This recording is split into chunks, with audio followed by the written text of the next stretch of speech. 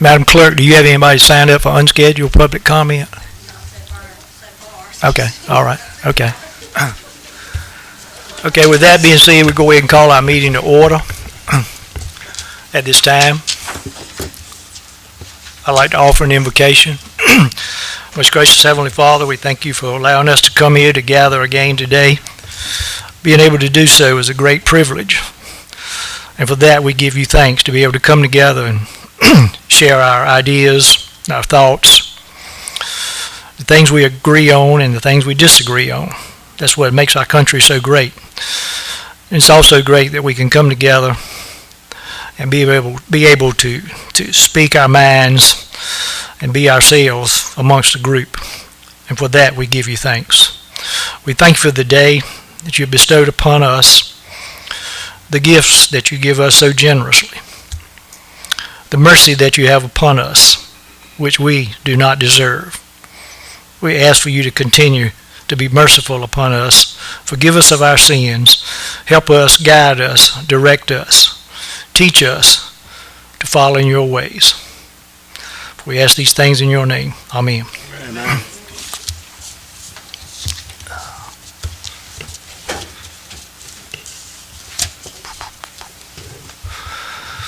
Need to adopt the business agenda. If there's anybody to have a conflict with anything that's on the agenda, could let us know at this time.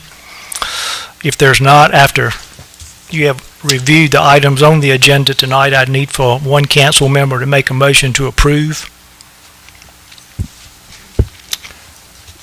Mayor, I'd like to make a motion that we adopt the business agenda as presented. We have a motion by Mayor Pro Tem Farabee. Do I have a second to his motion? Second by Councilman Mr. Stainback. Is there any more discussion on this matter?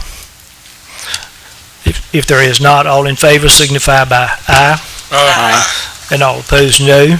With that being said, the agenda will be adopted. So you have anybody on public comment, unscheduled?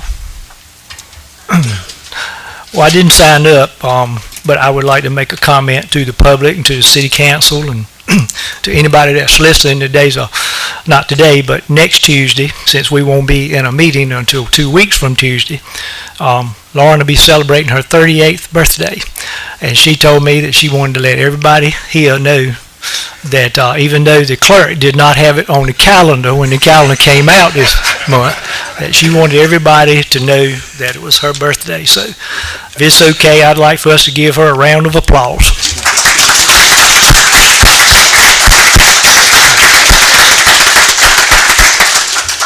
I did ask her if she wanted to sign up and speak and go to the microphone, let everybody know. She said I could handle that and do it okay. Lauren helps me a lot, and she and I attended the Halifax Horizons luncheon today along with Ms. Trainham and Mr. Smith, and it was a very good meeting, excellent meal.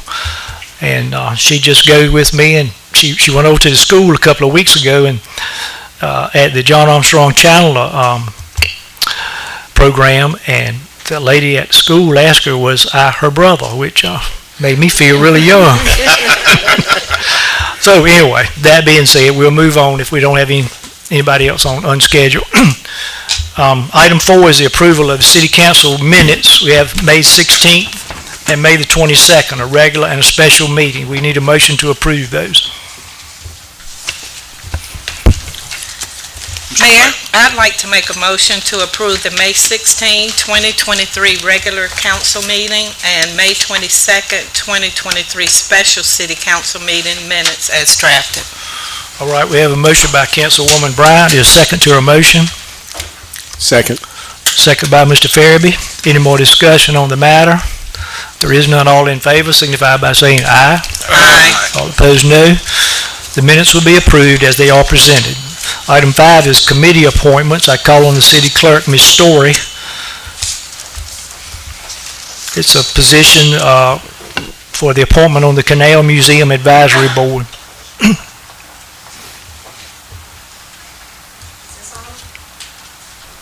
There we go. Good evening, Mayor and Council. The Canal Museum Advisory Committee has a vacancy for the Roanoke Rapids Graded School District Representative. School Superintendent Juliana Thompson nominated Ryan Stowinski to serve as their representative. Mr. Stowinski submitted a volunteer application for your review and consideration. I respectfully request City Council consider a motion to appoint Ryan Stowinski as the Roanoke Rapids Graded School District Representative on the Canal Museum Advisory Committee. Okay, we need a motion to approve this. Mayor, I'd like to make a motion to appoint Ryan Stowinski as the Roanoke Rapids Graded School District Representative on the Roanoke Canal Museum Advisory Committee. All right, there's a motion by Mayor Pro Tem Farabee. Second to the motion. Second by Ms. Bryant. Any more discussion on the matter? If there is none, all in favor signify by saying aye. Aye. And opposed, no. Mr. Ryan would be appointed to the committee. Thank you. Thank you. Next, I call on our city manager to help us with a public hearing on the fiscal year 23-24 budget. Good evening, Mayor and Council.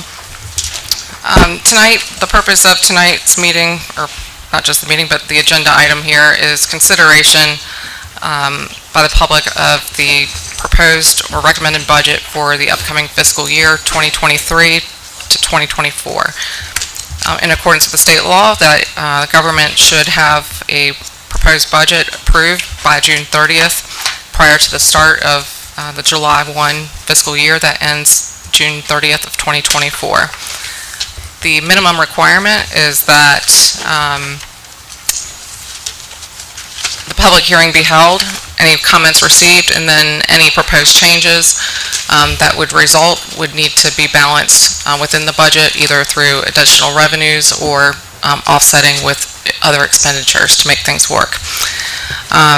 The important aspects of the budget are to look at the anticipated revenues for the city of Roanoke Rapids from its various sources, and then also to consider the expenses of the city to conduct its operations.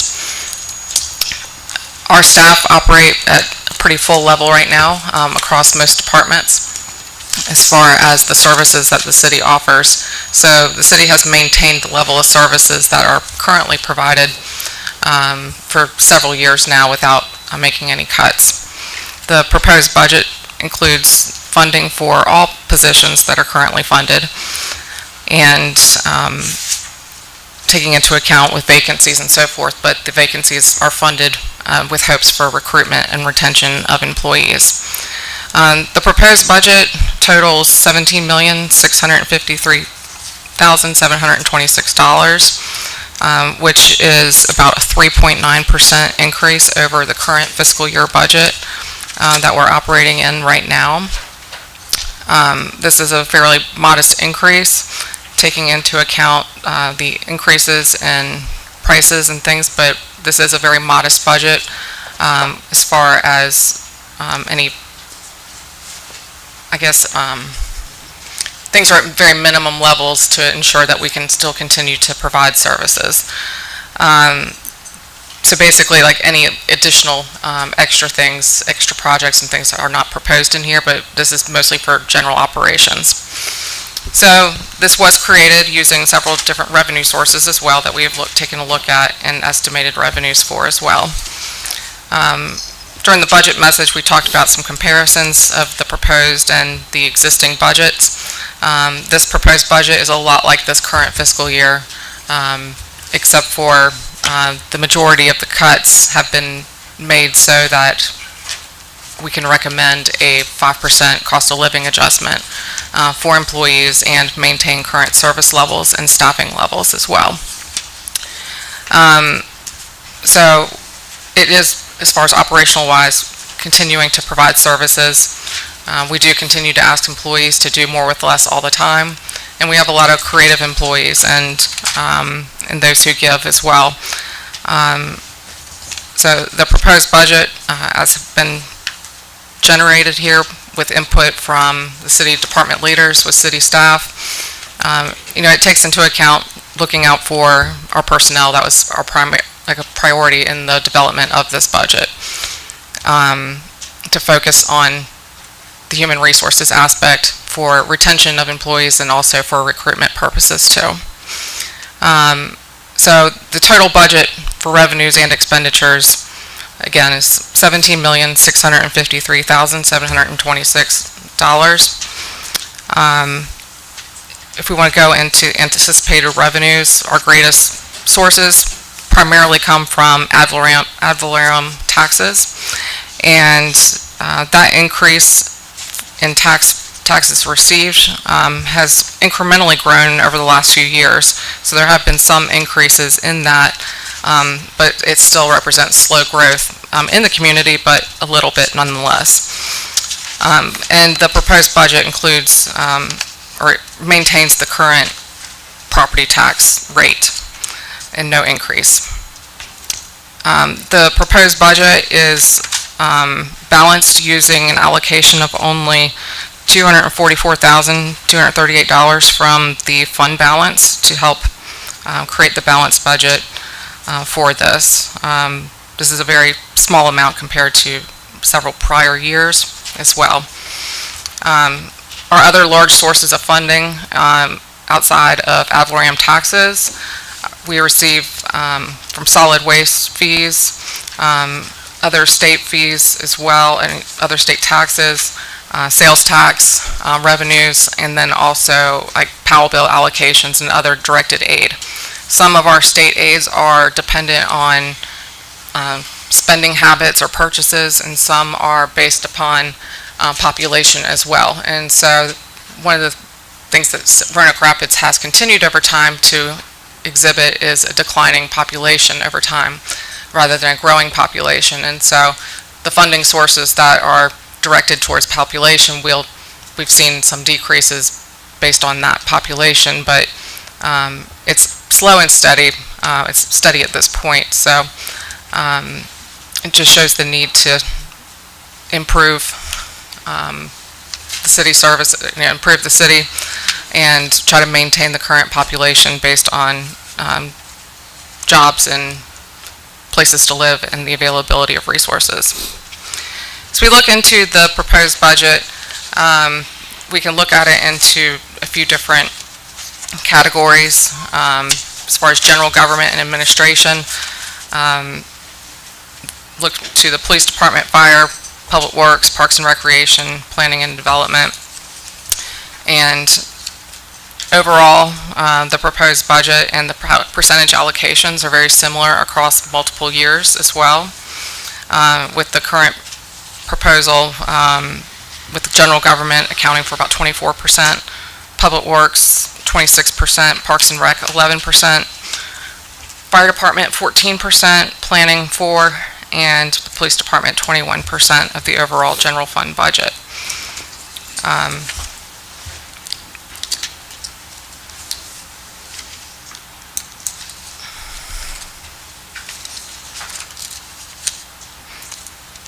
Just to touch on some of the personnel highlights Department for Human Resources, as well as for talking about city employees. Again, the proposed budget does include a 5% cost of living adjustment, which is recommended to offset the impacts of inflation that have been experienced on the employees' real working wages. This is very consistent with a lot of other areas of government, and we've looked at various resources, and the proposed budget does include that. Again, all the positions that are currently funded are funded in the upcoming budget. The budget does include increases in retirement rates that are set by the state as required. The employee health insurance is still being maintained by G.W. Huxon Company for the upcoming fiscal year. We did not see any increases in our health insurance costs this year, and wanted to maintain that service level. This budget does not include any capital equipment or capital projects, and they would have to be considered outside of the general fund operating budget. Some of the other expenditures that we have include long-term debt. For the current year, we'll have 5 different financing instruments, and our total debt payment for the upcoming fiscal year is at $1.3 million roughly. And that does include a payment of almost $1 million for the Roanoke Rapids Theater debt as well. In the upcoming year, we'll pay off a couple instruments, and at the end of the proposed the upcoming fiscal year, we'll satisfy over $100,000 in existing debt. So, on page 13 of 14 in the budget message that is in your package, if you have your budget notebook under that first tab, I've created kind of a worksheet to some extent here with the department or division, the amount that's been kind of requested or recommended, or what has been initially requested, what has been recommended, and then kind of what that difference is, and then how it ends up looking like in our budget books is a column where City Council approves and what the Council decides to approve. We do have a balanced budget in place as required by law, and so unless y'all really have any specific questions of me or anything specific about that, it would be appropriate to go ahead and open the public hearing and receive any comments concerning the budget, but just kind of wanted to go through a brief overview before we went into any specific departments as needed. Is it appropriate after I open the public hearing for council members to ask you or maybe the finance director questions on the budget? Mm-hmm. Okay, we can do that now. Okay. All right. Well, at this time, then, I would declare that the public hearing be open. Public hearing is open for anyone who would like to come forward and speak for or against, or just make a comment about what this council is getting ready to approve, $17 million of your taxpayer money that we will spend to provide services for this community in the upcoming fiscal year. We've never had this many people at a budget hearing all combined together in the 14 years that I've been here. So I think it's nice to see you all here. I would like to hear from some people. Many times we approve a budget with nobody here, maybe other than the press. And, if you look at all of us are over 30 years old, that's supposed to be funny.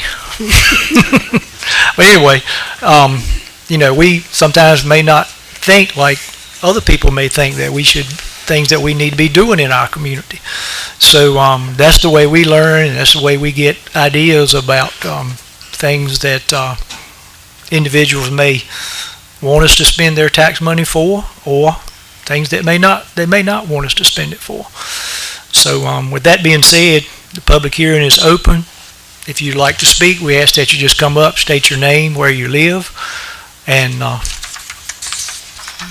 good afternoon. Mr. Mayor, I'm going to interrupt for just one moment. Yes, ma'am. Just I just wanted to clarify too, is that this budget is proposed for tonight, and no action will be taken tonight as far as by the council. The approval date is scheduled for June the 20th. So I just wanted to make that clear that there wouldn't be any outcome. So that would be our next Tonight. meeting. All right. Good evening. My name is Dana Langley. I live at 1117 Ohio Street here in Grand Rapids.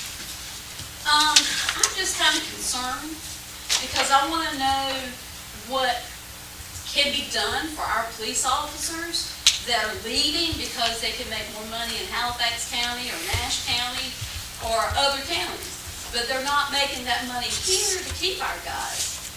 And my concern is this. We start losing guys, our guys are going to be out on the street by themselves with no backup, no nothing. You know, personally, my son is a police officer, so I'm Mama Bear standing up here, but mine is a police officer. And believe you me, Mama Bear listens to the scanner when he's working. So I hear the calls. The radio system is not good. You know, a lot of times they can't hear each other, and they get stuck in situations. But, you know, I'm just kind of concerned because not just for the police officers, but for the firefighters. I have family in the fire department also. And, you know, these people go out every day and they put their lives on the line. They walk out of their house, they tell their families goodbye, and you don't know if they're coming back. But these people do this every day. Every day. I'm sorry, I said I was going to get upset about that. And I just feel like their families and their jobs need to be looked at. Because something happens at any of our homes, what do we want? We want them to be there. We don't want to wait for one to come all the way across town because we don't have no more police officers anymore.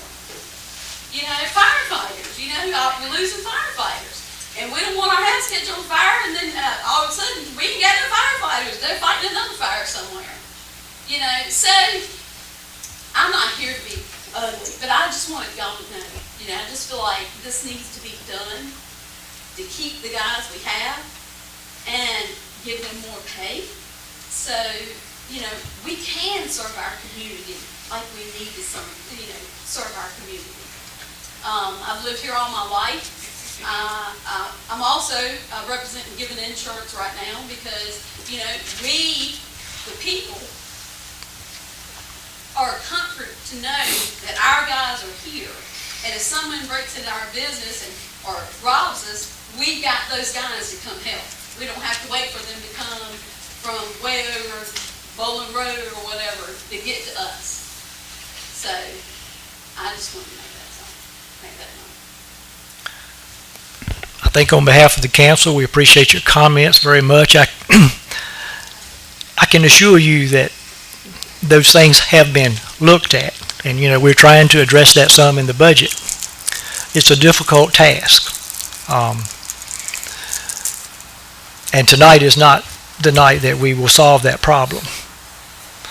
But I agree. Who you're going to call when you have a fire? You know something in your road is wrong, you know, whatever. All our people are important, and we value all of them. And we will, you know, we'll continue to, as I said earlier, try to make the best use of our taxpayer money. You know, we've just not had any kind of revenue increase like costs have increased. And you're exactly right. They can go other places and make more money. I just think it's sad because a lot of the police officers here graduated from our high school. You know, they're home people. They know our town. They know everything. Same with the firefighters. They know everything. You know, there's nothing that they don't know that we could just let them go. Just let them walk out. To me, it's sad. You could raise my taxes. I don't care. The other people might care. I don't care. Because I want to see this town, Roanoke Rapids, I want to see them flourish. I want to see them grow. And not only that, I want to see the people that need the money get the money. You know, everybody needs money, granted. But these guys are leaving because there's nothing. I mean, I just think that's sad. We're leaving them to the highway patrol, we're losing them to the sheriff's department. You know, so we're just losing them everywhere. Same with the fire department. So I just want to let you know. Okay. Thank you very much. Thank you. Okay, Mayor, we're not the only town that's losing police officers, though. And I can understand, and firemen either one, I can understand what the lady's talking about we're not able to pay them. We got two choices. We can either raise the taxes, 4 or 5 cents on the taxpayers in Roanoke Rapids, which are property owners, or that we can lay off other personnel to make up their salary. So does the officers and the police officers and fire department want us to lay off other employees so they can get a raise? That's the question that's facing us. We've had a good, we've worked hard on the budget, and we want to try to do the best thing we can. And Yes, sir. When was the last time taxes were raised? 10 years ago, So, other than evaluation. so we did raise taxes, I mean, and it's been 10 years. I mean, would that help everybody out? I don't want to see nobody get fired. Not at all. Yes, sir. Okay, if you want to speak again, I guess you probably need to come back to the podium. But, okay. Okay. The public hearing is continuing to be open if you'd like to come forward and speak. Good afternoon. We're good, thank you. My name is Brandon Thornton. I live at 418 Cedar Street here in Roanoke Rapids. I work for the sanitation department. I'm here to speak on behalf of the sanitation crew. The firefighters and the police officers, they need a raise as well as sanitation. They come to your house on calls, and we're at your house once a week. The guys on the back of the truck, they are behind that truck every week and every day. The smells and stuff that come off that truck, it's hard to deal with. A lot of people can't do it. I personally am not one to do it. I run the boom truck. Also, it's a lot of guys have caught cancer and other diseases from being on the back of those trucks. We work very hard at what we do each and every week. It's an 8-hour shift, and we work it out most days the whole 8 hours. So right now, a lot of us feel like we're underpaid and nobody pays attention to what we do. So this raise would be very good for not only us at the sanitation police department and the fire department, but I also think the city as a whole, because it will bring more people back to the community who are here, and people who are not from here, bring them into the community, because now the community is giving more money away, so you can have more people come in instead of leaving. Okay. Thank you, Mr. Thornton. Thank you.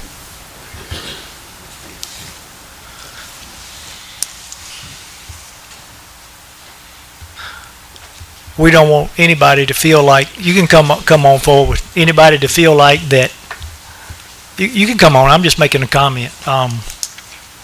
As Mr. Thornton said, those individuals in the sanitary department, especially the ones on the trash truck, that's a tough job, and we're fortunate to have people that will do that job.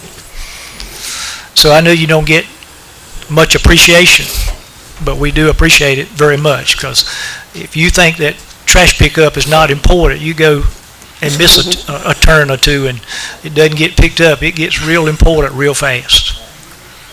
Yes, ma'am. Hey, how you doing? Good. My name is Lakeisha Jones, and I live at 817 Cedar Street.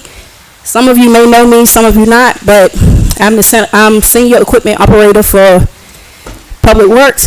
I've been here since January 3rd, 2000, 23 years of service, and I'm here for a raise. I'm all for a raise. I've met a lot of people. I know a lot of people, and I'm just keep it short. You know what I'm saying? I recommend, you know what I'm saying, that we need a raise, 5%. And how long you say you've been? 23 years. January 3rd, Where you started? 2000. When you were like 10? But I've been working for 23 years, and we definitely need a raise. It's been long. It's been a long time, and we need a raise. Okay. Thank you. Thank you.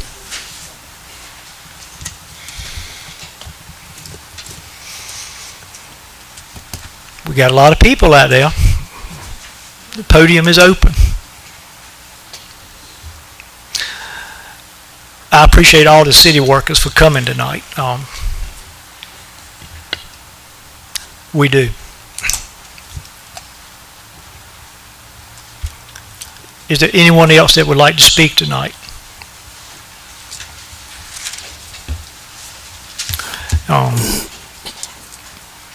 Can we ask you questions after the public hearing is closed, or we need to do it now to council his questions on the budget?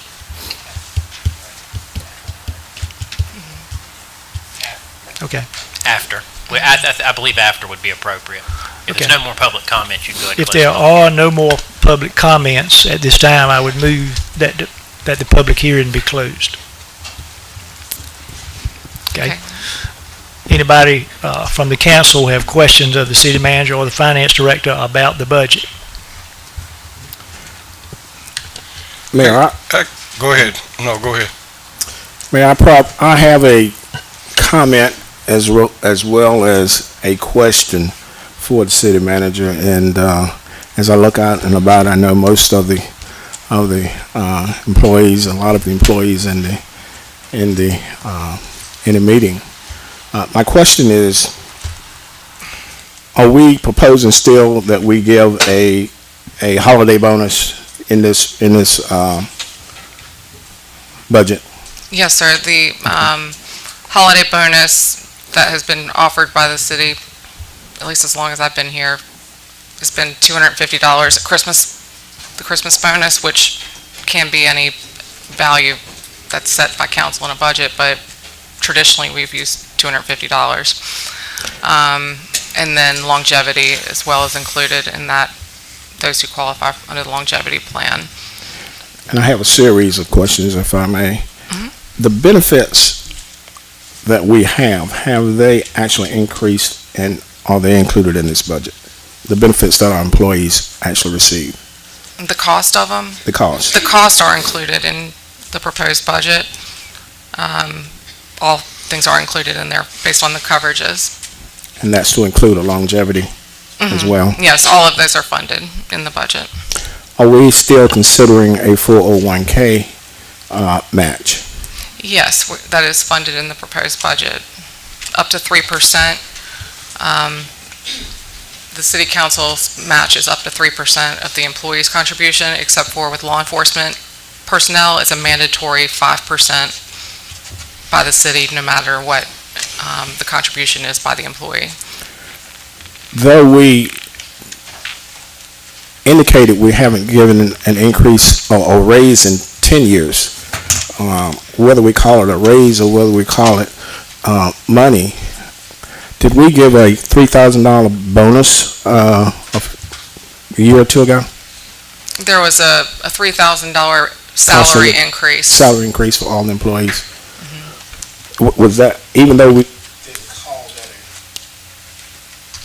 didn't call that a raise, it actually went against our budget, is that correct? It was considered a cost of living, I guess, adjustment, but it was done by a flat rate or a flat amount rather than, or a fixed amount instead of a percentage. We also, and we hear what the employees are saying that we probably are not looking at this thing. Did we look at and also request, and I think it has also started in some of the departments, a salary study, and that in that study we looked at compression within those departments? We have started looking at those, and it is in progress, and we've initiated some in other departments, so it's been a work in progress, but that is an active effort right now. But it's just to try to get, incrementally try to get people where they need to be. And that would actually get people within their own departments where they should be in relation to salaries or And it's just more money is needed in the budget to cover most of those but I mean, expenses. did we actually start that and are looking at doing that at some incremental process? I think the answer is yes. I As far as know I we understand have, your so I just question right now. wanted to bring that up.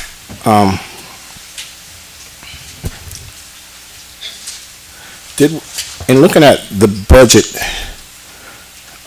on page 13 or 14, the proposed budget general fund allocation, there were some double-digit cuts, as you mentioned, to give a 5%. Now, there are things that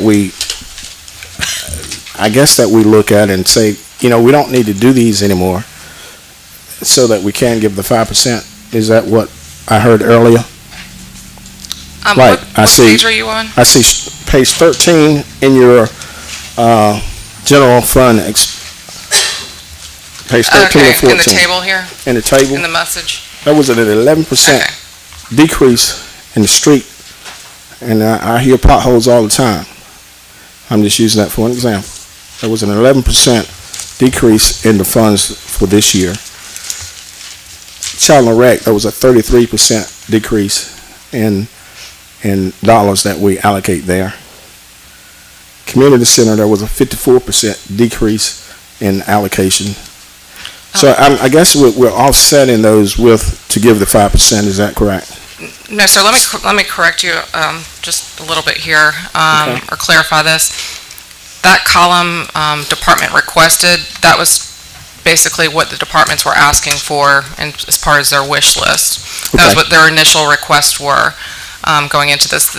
That column does not have any figures that were approved for this current fiscal year, but from what has been submitted for consideration, the recommended column is what has been, or what's recommended, and yes, those differences are accounting for the actual values of what's been recommended versus what the department requested. So it's not what was budgeted previously, but so some of those cuts we may have identified, like, for example,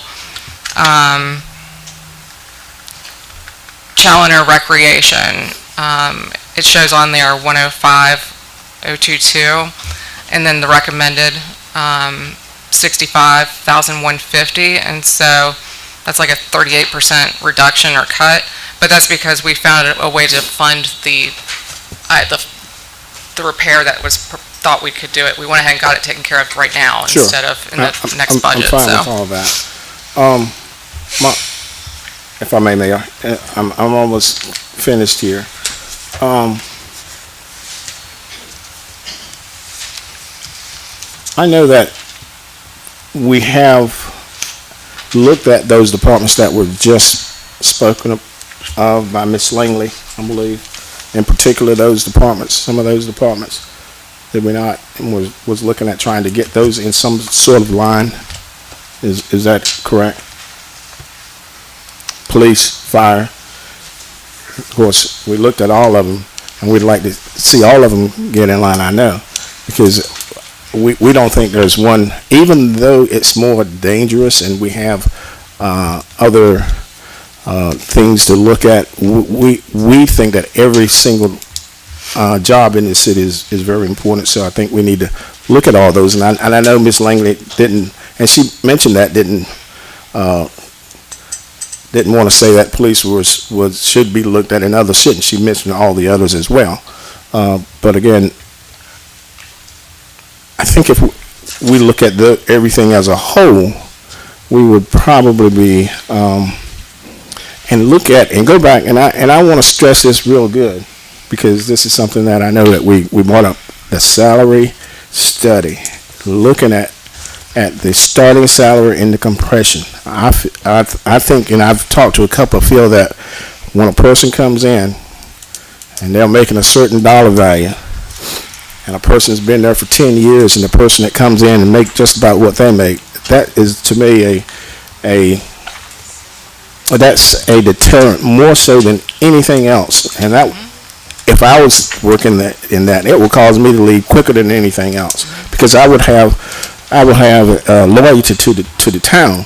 But those type of things, so I think that's something that we need to look at, and I would like to see us put some of the monies that we are proposing into those types of things. And I'm not saying to not give an increase, I'm not saying that, but I would like to see us do a balance in there and look at those types of things as well. Thank you. I'm finished. Mr. Smith? I got a couple of questions for you. I was looking over some of the ordinances we have and fees that we have for different services. I noticed on our roads, Mayor Pro Tem Furman mentioned that a while ago, but most of our roads are tore all to pieces because they're being dug up by somebody else, not the city. Our fee for them to dig up a road is $400. They didn't pay the cost, and after 1 year, they're not even obligated anymore to keep them up. So are we going to go back at next meeting and suggest changes to the budget for y'all to switch all of a sudden, or are we going to do that then now? Because I'd like to see the fees go up. If you dig up a city street, then I'd like to see the fees go up to at least $1,000. They wouldn't affect the taxpayers. It would affect the people that come in here, dig up our streets, and tear up our streets. And also put it on a 4-year basis instead of a 1-year basis. They'll be responsible for it for 4 years. And it's just a matter of changing one part of the ordinances that we have to do that. We'll look at we'll look at the rate structure on that and what the legal parameters on it, but I know we'll look at it, but when are we going to look at it? Next year, this year? well, I mean, if this is a consensus of the council and something that we need to do, then tonight is the perfect opportunity. This is actually when we want you to say, try to look into some of these things to see if the rate needs to be changed. We need the revenue for people looking for raises. This is a way that we're not increasing the tax that people have to pay, their property tax. I'm a property taxpayer too, just like everybody else sitting in here. I don't get free taxes because I sit on the council. But we're just going to have to go up on fees, which is actually a tax. But if we do it on contractors that come in here and tear up our streets and different things, it'll be a different story. They'll have to pay it. And yes, I agree. We have in your budget binders behind tab 2, the proposed fee schedule is in there, and so if certain fees are established by general statute and cannot be changed, even if we wanted to. So if there are any additional ones, we have tried to go through and make incremental increases as appropriate. And I'm not sure when the last time that utility cut fee was increased or not, but we could certainly look at that in the rate structure to try to recoup the funds for the damages that are being done to our city streets. Well, I understand that, but I just think we need to do something like that. And we have one organization in town that does. They cut up our streets and they don't pay us a penny, and they tear up all our streets and we're responsible for it. It doesn't make sense to me. Is it appropriate to ask the council if they have a consensus on that? I was just about to suggest that. Well, we're suggesting that now, that I would just ask. I know we're not voting on anything, but do we have a consensus to allow the city manager to, and the city attorney if necessary, to look at the statute and see if this fee could be increased as reference to Mr. Smith's comment? Anybody have a problem with that or against it? I'm okay with that. I'm good with that. I'm good with it. Okay, you have a consensus then? That the only question you had? Yeah, I'm good. Yeah. Okay. And just, your suggestion was $1,000, am I correct? $1,000, if they come in, a contractor comes in and digs up our street, instead of $400, it should be a $1,000 fee for them. And then they should be, instead of a 1-year warranty on what they dig up, it should be a 4-year warranty on it. That way it kind of protects us. I don't know what the comment that Larry might have. I may be all out of base on this thing. Well, we'll say that some communities will charge by the linear foot of the street cut or the square footage, because some cuts aren't as dramatic as others. There's one on Henson Street north of Public Works that goes out to 10th Street, where it's about 100 or 50 feet at least of road cut. But so there are alternative rate structures we can look at to help maintain our funds or to build up some funds for city paving. Mr. Chalker? Thank you, Mayor, Councilman Smith. I do have one comment. Depending on how large of a process we make this, with inspections and re-inspections based on however long the warranty is, somewhere down the road, we could have to assign one person to this process. And I just want to make that something to think about, because if you don't inspect it and you don't follow up on it, then you don't know if they're following whatever you guys lay out. We don't have a dedicated person that does that now, because we don't have as much activity as we normally would for something such as that. So that's just the only observation I would make.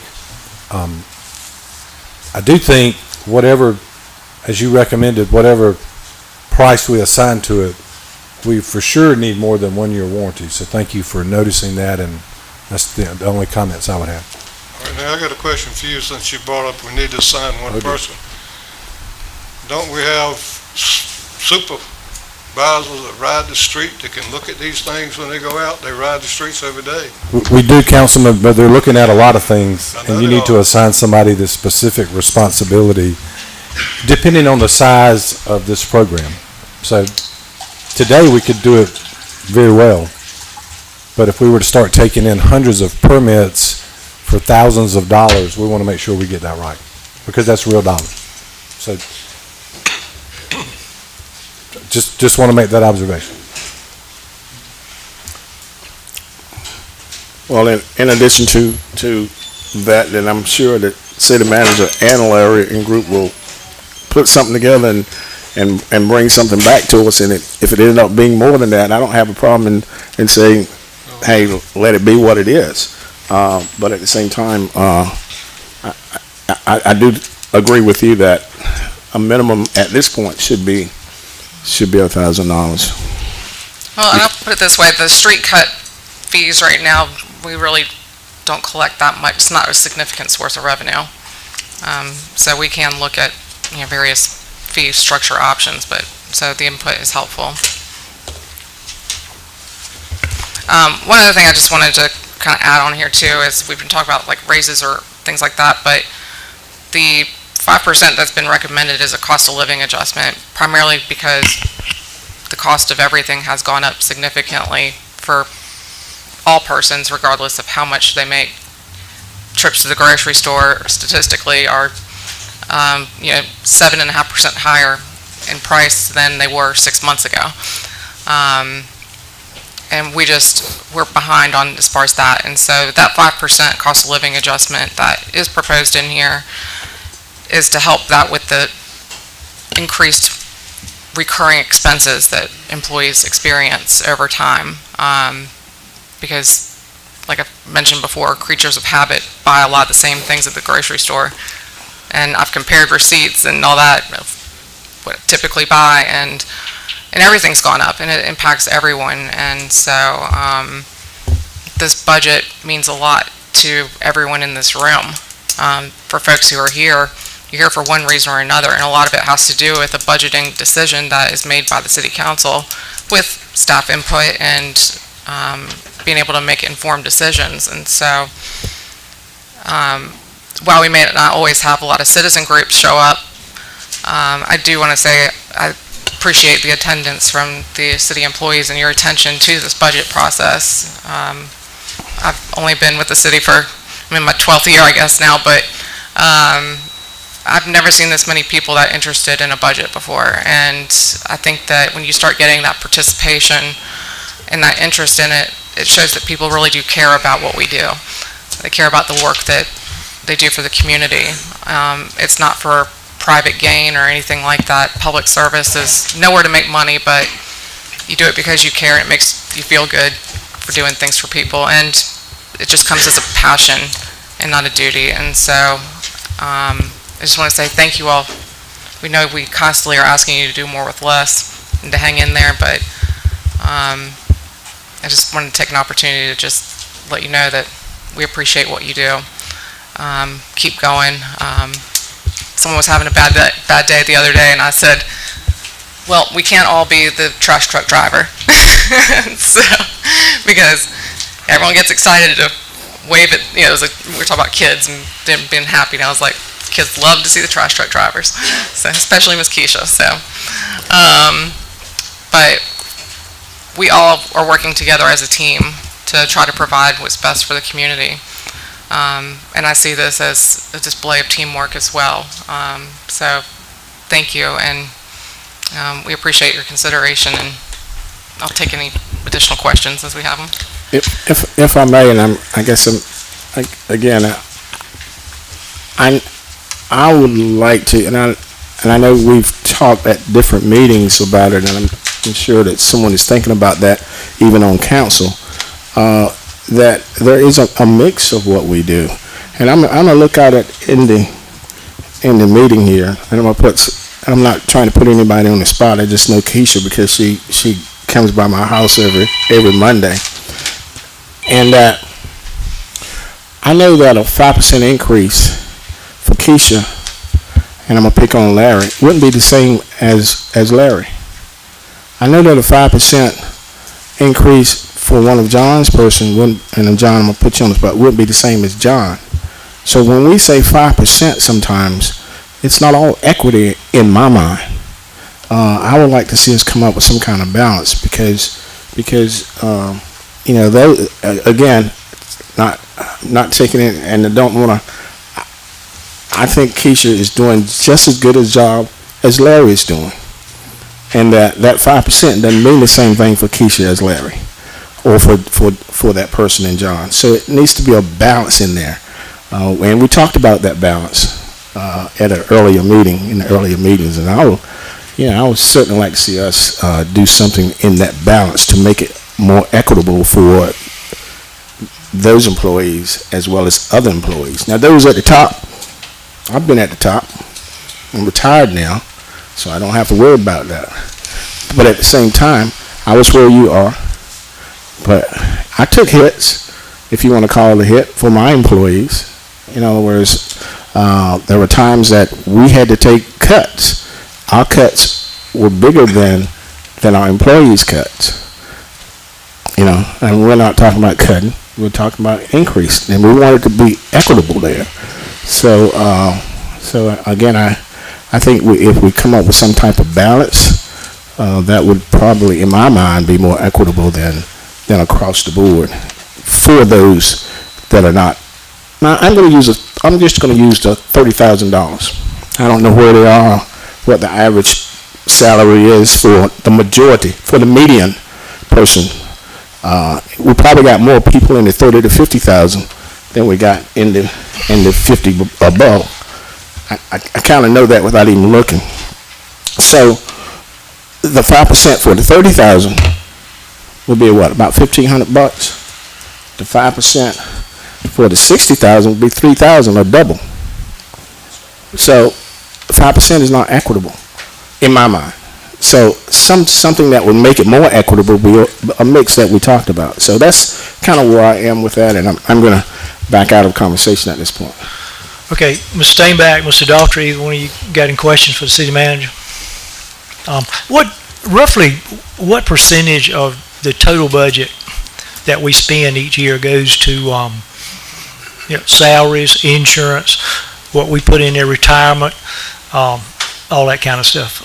Isn't it like 60% of our budget? 61, 62? 63%. 63%. And if I'm speaking factually, which I hope I am, I think for most like for-profit businesses that you see in the news and that type thing is usually around 50. They try to keep it around 50. So my illustration, what I was trying to say is that, and I realize for somebody that's been with us just a very few years, they don't think about retirement. You never think you'll get old enough to retire when you're 20. But you can retire from the city with 30 years of service when you're, I guess, like 48 if you came. So I'm not saying that for any reason to make you feel any less that we need to give you more compensation, but when you look at somebody like Ms. Jones that says she's been here 23 years, you know, she's looking down that road, and she can hopefully see a light out there somewhere, because she'll be able to have health insurance when she retires. She'll be able to have a pension. And, you know, some places don't have that. So I'm just stating that, so think about it. And what you all have told us tonight, I'm sure we'll listen to what you say. I would just like to ask the city attorney, and you're probably going to say no, but we had one individual, Ms. Langley, spoke about taxes. Is there any way that the council could, I know we're charged with setting a tax rate, and we really don't have to, or maybe we're not even supposed to try to receive any information from the community. But is it even, I use the word, legal for the community to try to reach out in some kind of a blanket way to ask, like, let's say the council is looking at 3-cent tax increase. If you put it out in the media, or, you know, any way to publicly try to get a poll for what the majority of the town feels like. I mean, in a general sense, I mean, I think that's kind of what we do in a general sense with, you know, every meeting. I mean, you know, it could be, you know, if that was something that council was going to consider,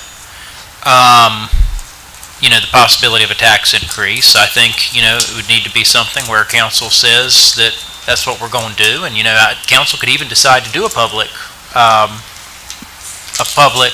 forum or a public hearing on that issue if council wanted to, and just notice the public on it and give them a chance to come in and respond just like anything else. I don't see anything improper about that. In fact, maybe that's the way that it's supposed to work. And, you know, certainly through the budgetary process, where a lot of that kind of comes in, we have to do that by law. And I'll just remind council, I believe that the next, I know we're dealing with this budget here, but I believe that the next reevaluation by the county, generally they're on a 4-year cycle, they'll reevaluate property next year. And so that is going to affect, obviously the tax bill that everybody receives, whether or not council chooses to adjust the tax rate. And so, you know, certainly I think next year there's going to have to be some attention given to that, and to the tax rate, because if, as happens so many times with real property, the values go up at the reassessment, even if the tax rate stays the same, people are still going to be paying more. And so, you know, it will definitely be something that will be addressed, that it would seem to me would be addressed by council at that time. But just going to your general comment, you know, that's obviously what we're doing here with the public hearing, but, you know, certainly at any time, with any issue that council is considering, whether we're talking taxes or anything else, you know, council could notice and set a public hearing and say, public, we want your feedback. Come in here and give it to us and say it to us face to face. There's nothing wrong with that, and frankly, that may be the way that it's supposed to work sometimes. Well, and really a property tax increase or an ad valorem tax increase is supposed to occur during this current public hearing process. We advertise a budget revenue and the expenditures, and we advertise it based on the tax rate. And so to say there's no increase. So it's probably one of the reasons why people have not shown up at meetings with much interest, is because, hey, if they're not increasing my taxes, I don't really care. I'm not saying that's what everyone feels like, but you want to see who's paying attention. You know, when you talk about raising taxes, it definitely will draw some attention. Now would have been the time to have had included that in the budget. If it's something that council would want to do, it's something that would need to be put on the record tonight in order to make it happen. By law, we will have to look at the tax rate next year after the revaluation. We should have those figures from the county in February or March, sometime in that spring. So just for the public that's here tonight, when you talk about increasing taxes, just to give you an idea, we've been told, based on the valuation, if we went up 1 cent on taxes, it would generate about $115,000. Based on our current collections and valuation, that's what the number right now is. And that is that's after some of the discounts and credits and things like that, so So the net, cash, about feel of it. 4.5 cent would give us $500,000, which is a lot of money in the $17 million budget. It'll make some difference, but it won't make a tremendous amount of difference. But that's the way and we don't know what the tax, when they reevaluate property, everybody knows housing's gone up quite a bit in our community. So if we left our tax rate the same, we would receive probably a huge increase on the revenue collected. But we'll have to look at it and see what we need. I think the statutes require us to at least, we have to look at it next year, and whether you accept a change, you just have to describe any adjustment that's made. Okay. I'd like to ask a question. I know this time when, I guess, open enrollment was done, a statement was given to employees, letting them know exactly what the city is paying for as far as benefits, and also what the employee pays. I'd just like to know have you all had any comments? You're talking about the total compensation page? Yes. And if there's someone else that wants to speak in addition to what I have to say, but yes, as far as I know, there are actually people that came in were wondering where their additional funds were, but also, it also is going, well, you know what, well, so what? That's kind of like, and I don't mean that disrespectfully, but it's sometimes it's the voluntary, or most of the insurances that the city has to provide are mandated by federal and state government. But 401k is optional, Well, right? no, 401k is a voluntary. Holiday pay is optional? Longevity pay is optional. It depends on what the state FSLA, what is required under the state laws.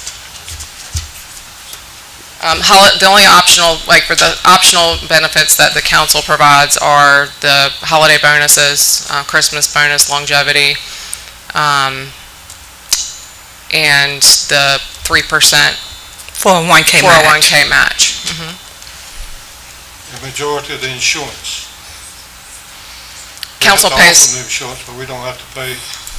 We pay for employee-only coverage, Well, we do right? pay for employee coverage, but what I'm saying is that we're mandated by law to pay insurance on employees.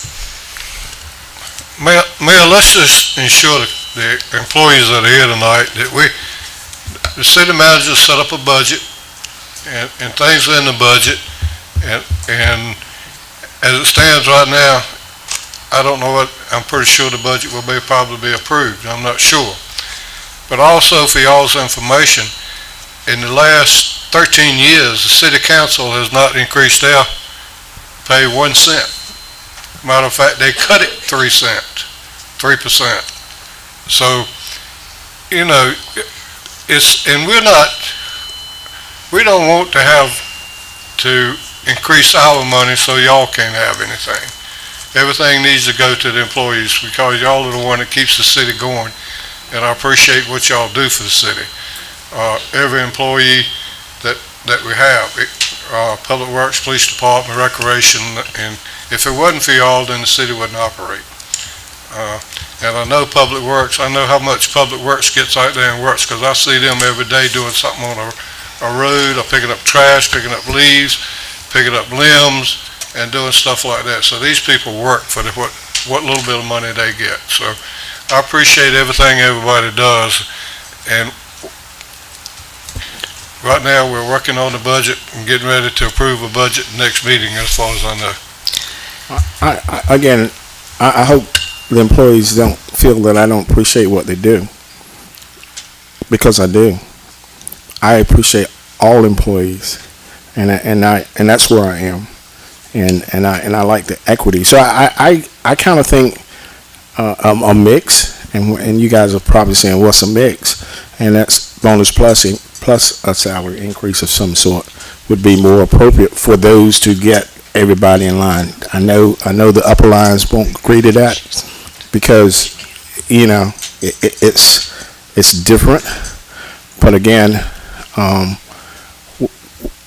we don't want to come back either. I've been on here a long time, and I've seen the time that we had to cut employees. Now I'm gonna tell you, that's a problem. That's a problem with me.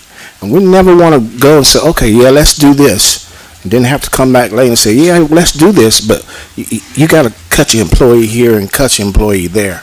We never want to do that. That's bad. And I never want to be on here to do that again. So I'm saying we got to be able to be a balance, have a balance, and go forward and make sure. It's sort of like, and I'm gonna take it home. It's sort of like if I get money at the house and my wife goes spend it, and I hadn't paid all the bills. You see what I'm saying? It's the same thing. So we gotta make sure that we get all the bills paid as well as look out for the employees. So I think some type of mix in there would, in my opinion, would be in line, and would get everybody on board more equitable. Sorry, I see some head shaking no, but that's just my feelings. Thank you.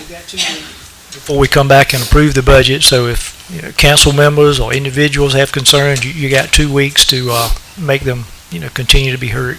And I do want to add is that we did, as kind of from direction from council, issue a poll for city employees as far as like preferences about this when it came up the last time, and an overwhelming majority, and if Ms. Cottle wants to speak instead, it's fine, but supported a 5% cost of living adjustment. Everyone, of course, sees the benefits of a bonus and all that, but I just would like to maintain the 5% COLA, but then also if we want to add any additional funding for additional merit increases and other opportunities for salary growth, we can do that separately, but the cost of living is intended to help everyone with their day-to-day expenses, the increases over time. It's not really to help anyone get, it's basically to catch up with where the world has, or our economy has driven us.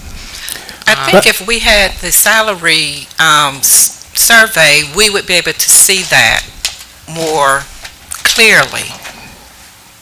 And we would know that employees are being rewarded in the stages where they are as compared to other cities. That hasn't happened here.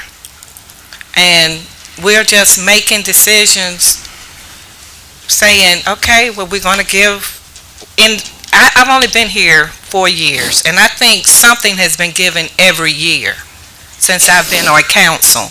It may have not been a cost of living adjustment, but monies have been given to employees. They have continued to have their benefits fully paid, and I still don't think employees appreciate all that. If you were listening, it was stated that longevity, 401k match, and holiday pay is something optional. We are not mandated to do that, but we have been doing it along with cost of living or some type of bonus for the past few years. And the city only has a certain amount of money, and if people don't pay their taxes, we don't have but so much we can do. And we don't want to cut employees, and you don't want to cut benefits. But of course, some people don't appreciate the cost of the benefits. If we increase the cost of living by 5%, the benefit costs are going up by 5% also. And next year, that's where we'll start again. One more time, ma'am. So I just hope you all understand. We appreciate what you do. Honestly, we do. And we want to see everybody rewarded for what they are doing. If I'm an employee, and I know the survey went out, and I can assure you that I've had many surveys. I worked at the hospital, guys, so just for someone that didn't know, and we got survey whenever, and we had more rules than Carter got pills. But I can say that if a survey would go out and I make $30,000. I'm gonna use $30,000 because if I get a 5% increase, guess what? How much am I make a year? $1,500. Okay, per year, and I get that divided by 12 because every month I'm gonna get some of that $1,500. If I get, and I'm just gonna use this for an example, if I get a 3% increase, I'm gonna use 3. I'm gonna get $900. But if I get the 3%, I'm gonna use 1,000 plus $1,000 bonus. Guess what I got? I got $1,900. So I got a whole lot more. I got $400 more than I did, and guess what? I spend that $1,000 tomorrow. I ain't gotta work. We don't have input from the. I ain't gotta work. I ain't gotta work 12 months. I ain't gotta work 12 months. That's an understanding of what bonuses are. But I ain't gotta work 12 months to get that same amount of money or less money. You know, so I'm just bringing that up to say, you know, sometimes we look at it and say, look, 5% is a whole lot more than a percentage plus $1,000, but it's really not. But anyway, that's my spiel. And I'd like to thank Mr. Thornton and Mrs. Langley and Mrs. Jones for your words tonight. I think it's very important that the council hears from you people. I think you were speaking from the heart, and we need to hear that. We do, as a council. Thank you. Okay. I think we can move on to our next item now. Public hearing is closed. Old business will be a discussion. City Attorney, Mr. Davis, will bring us up to date on that. So, when we were here last, and I don't have that date in front of me, but it wasn't that long ago. Can you hold just one second? If some of these people were here where we were discussing the budget, if you're welcome to stay as long as you want to. I know you already been here an hour or so. If you'd like to excuse yourself, we'll just hold the meeting up for you.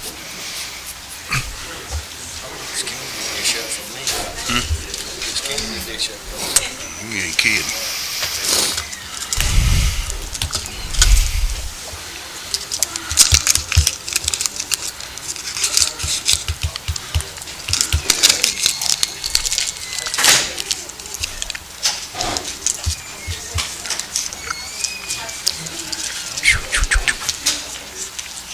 Sandra. All right.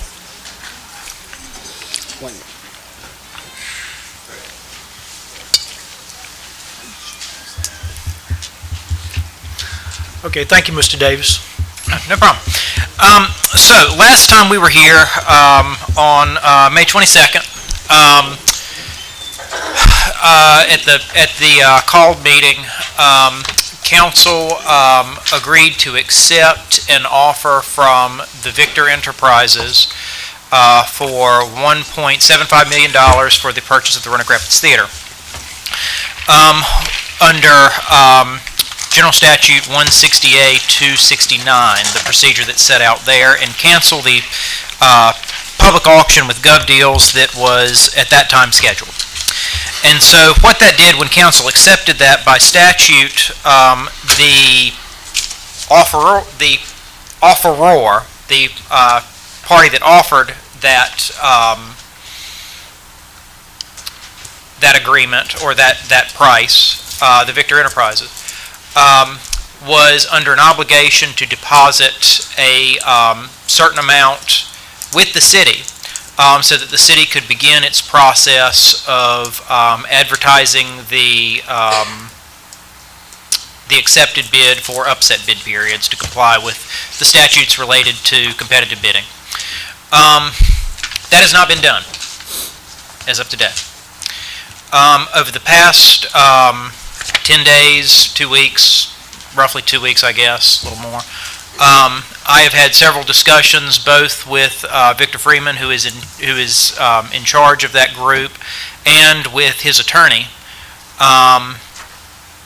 Mr. Almond, who is a North Carolina attorney. and received several statements that we'll have it in by a certain date, and for whatever reason that couldn't be done. I spoke with both Mr. Freeman and his attorney today, and they indicated that they do have the funds for the deposit, but they are being held right now because they've had to move some money around, and that they will not be able to pay it until tomorrow. Throughout this conversation, I've indicated to them that the city has an interest in going ahead and receiving this so that we can comply with our process, and that I had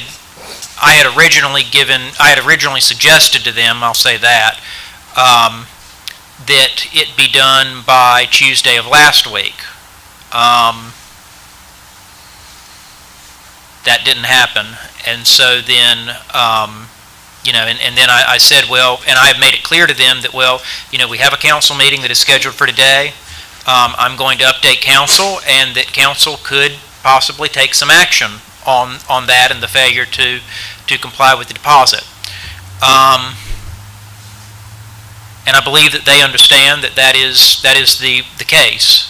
But that's kind of where things are now. So that is the update. We still have not received a deposit. And at this point, I'll take any questions from council as far as, our possibilities from here. Okay, what's the action that we can take? Well, one of several things. The first is council could say, well, let's wait until the next council meeting to see whether they make the deposit. And of course, if they do, then that will trigger the obligation on the city to notice the public, and then of the beginning of the 10-day upset bid period, and then we go through the upset bid process until that kind of gets the vehicle moving again. And then if they don't, we come back to council next time, and council would have the same option that I'm going to give it as far as, I guess, option number 2 is.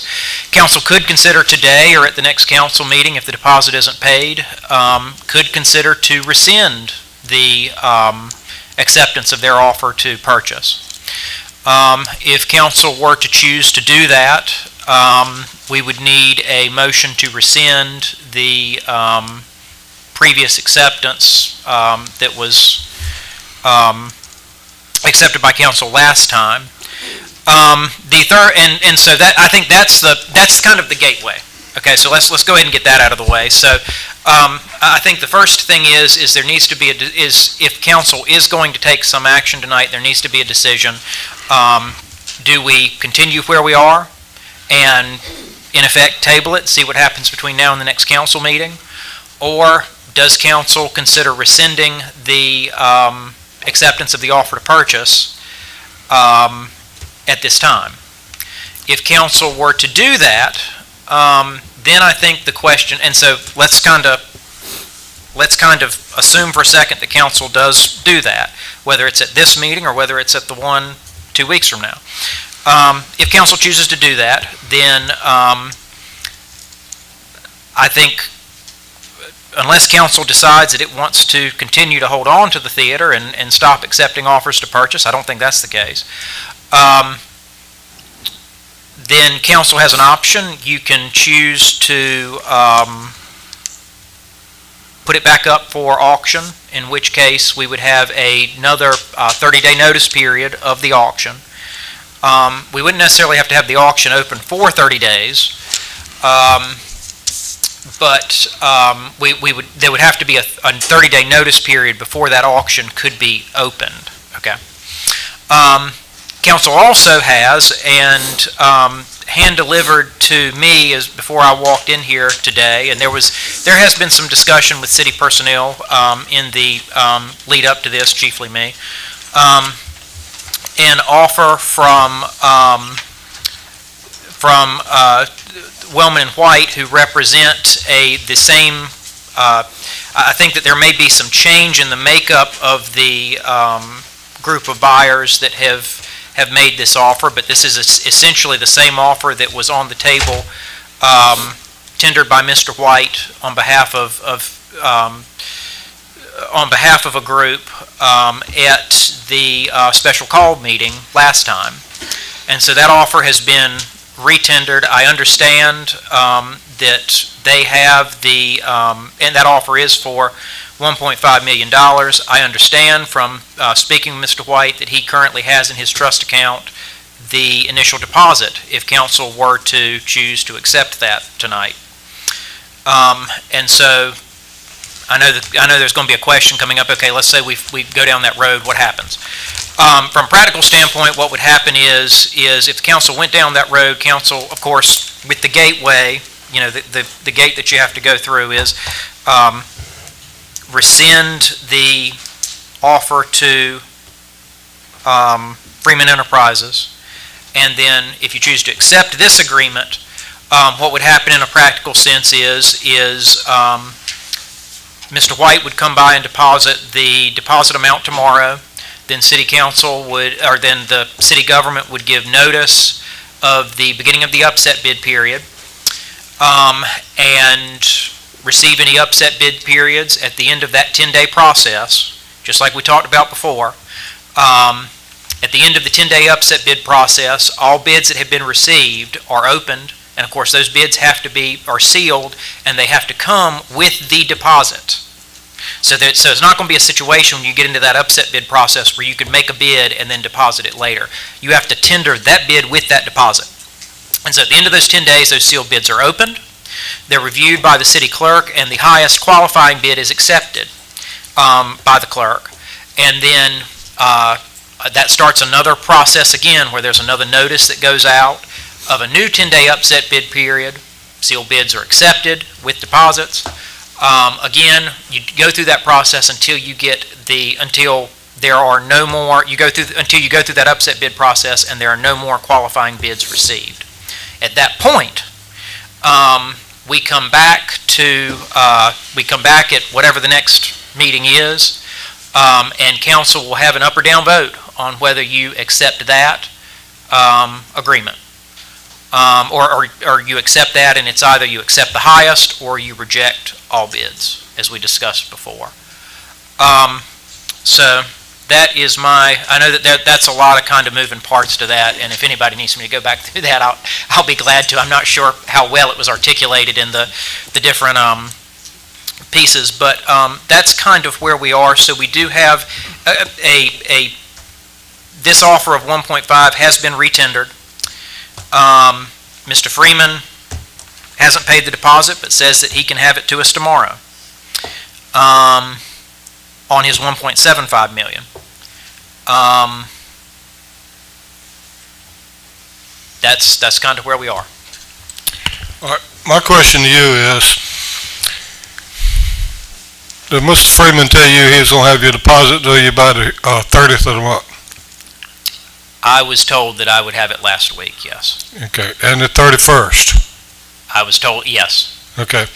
Now, he's telling us the 7th.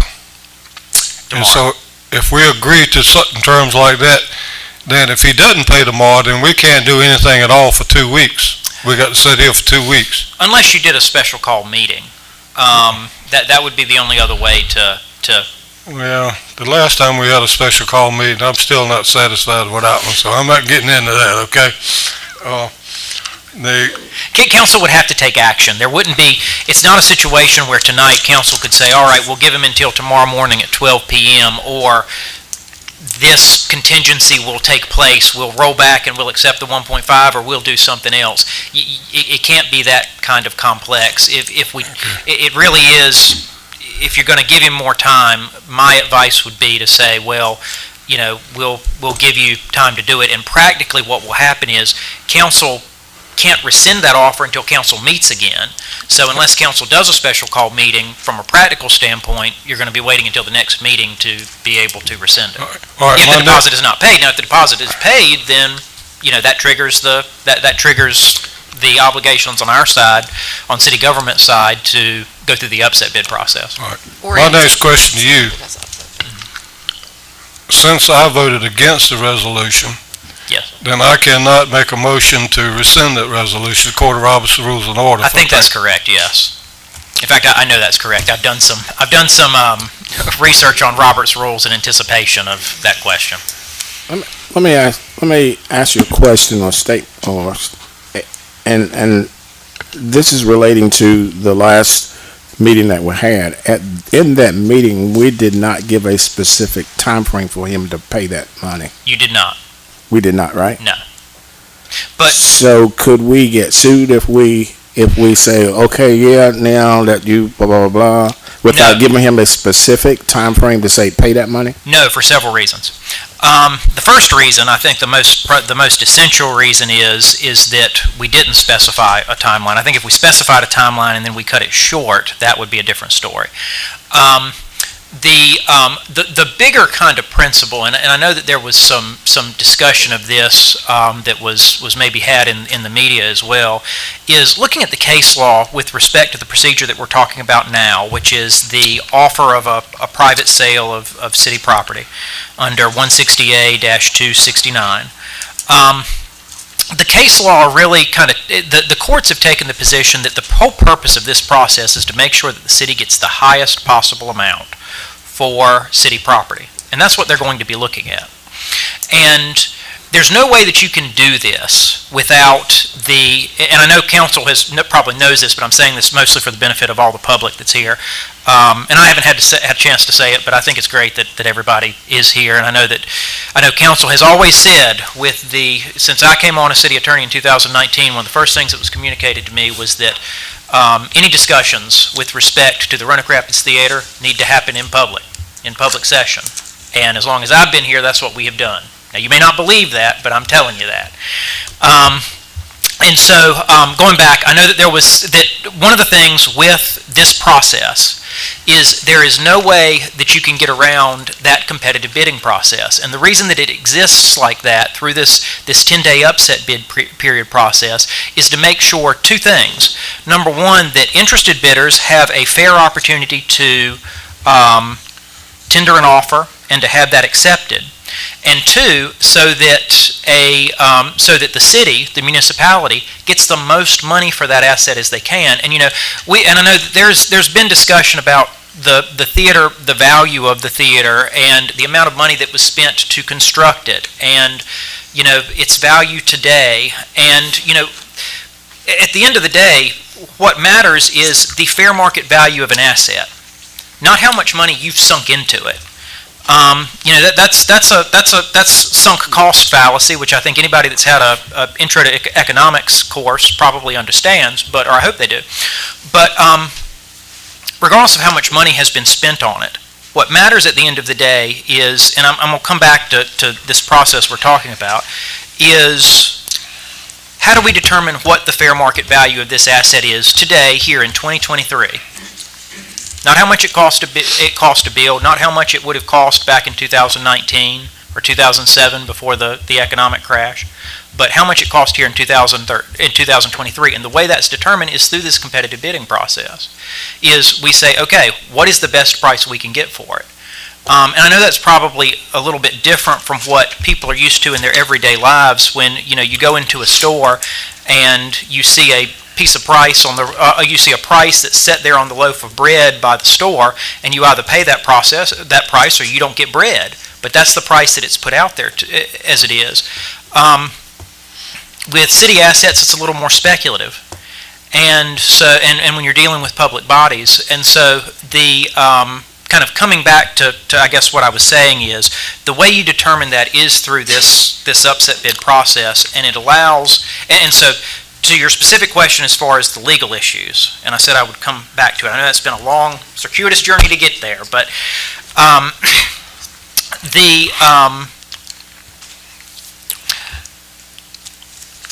what matters to a court at the end of the day is that the city put it out for bids and the city got the highest possible bid. And so if, for instance, council was to, and I'm not trying to lead council one way or the other, and if anybody thinks that I am, then I'm not communicating effectively because I'm really trying to put all the options forward.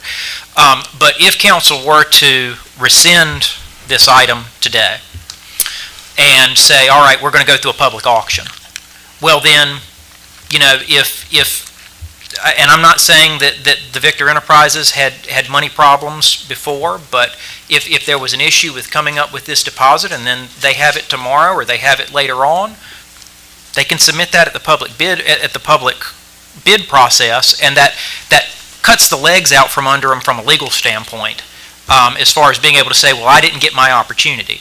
Same thing if council says, well, all right, we're going to rescind the original offer, we're going to accept the 1.5. Well, you're going to have to go through an upset bid process again. So, and if they get that amount tomorrow or they get that amount on Friday, within the 10 days and submit that and tender that bid with the upset amount, then they have an opportunity. And so it's one of those things where sometimes in the legal field, one of the things you've got to look at is, okay, from a liability standpoint, is, okay, what is the supposedly injured party's damages? How are they going to be able to show that they were actually injured? And so the competitive bid process kind of goes through that and kind of takes that out from under them. Is you can't say you were injured because you had another opportunity. Unless council just says altogether, we're going to hold on to the theater, we don't want to sell it, which is not the sense that I've had, is where I think council's going to go, and maybe I'm wrong on that, but, and if that is something that council's entertained, we can kind of go through that, but, so I know, like I said, I know that was a lot of words to answer your question, but I hope I got there. So you don't see any liability from the standpoint of them suing us? No. 100%. No. The whole thing with the 10 days, anybody that wants to buy it, I mean, it could be somebody that we haven't even heard anything from. Correct. Anybody has got a chance to buy it. And at the end of the day... Yeah, at the end of the day, if this council turns down to 1.75, rescinds it, and accepts the offer that you have on your desk there, it's less. Correct. So that individual that had submitted to 1.75 could actually offer less than his original offer and still be outbidding the 1.5. Correct, which would make his minimum deposit. His deposit would be less. So he would actually, if the bidding ended at that point, he would actually save money. Possibly. But the 1.5's got 10 days to come back. I mean, that's there's no way you can have a backdoor deal, so to speak, and snooker somebody on it. It's got 10 days. That's correct. And what I was going to say is, at the end of the day, whether we're talking about somebody that, one of the things, and I know that there was a question, I think it came from the mayor at the called meeting, was, well, aren't there concerns about, who, can we express some concerns, or could we accept an offer potentially that was maybe lower from somebody that we thought had a better business plan than a different party? And I'm not saying that with respect to anybody involved in this. I'm just saying this as a specific thing, so don't take those comments as throwing shade any which way. But looking at the case law, again, what the courts say this process is to do is to make sure that City Council gets the highest possible price. And that's irrespective of what the intended use is of the business owner or the individual that's choosing to purchase the property. And so, because at the end of the day, you come out of this upset bid process, whatever the highest possible bid is the only one that council's going to be able to consider from a legal standpoint. And, council can either reject all bids or it can accept the highest. And that's really the options that are kind of before council, with respect to that. And I just kind of say that because I know that to kind of circle back to your comments, since we've got so many people here that weren't here last time, as far as, potential local interests versus quote unquote people we don't know, that's really not the way that this process works, that really doesn't come into it from a legal standpoint. But at the end of the day, your comments are exactly right. You know, the upset bid process keeps it so that it can't be any kind of backroom or underhanded deal. So all we need to do is make it one of these options that we have.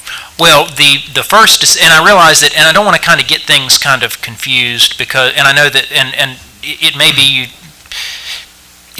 there's not really any way to kind of separate it, because of course if you rescind the offer that has currently been accepted, then the question is going to be, okay, what do we do now, which naturally gets you to the second question. But as a threshold issue, I think that council needs to consider whether it gives, whether it tables this matter and in effect gives the Victor Enterprises time to submit the required deposit amount, or whether council rescinds or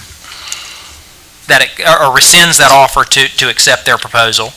And then, once we get through that threshold issue, I think then council can address what it chooses to do otherwise.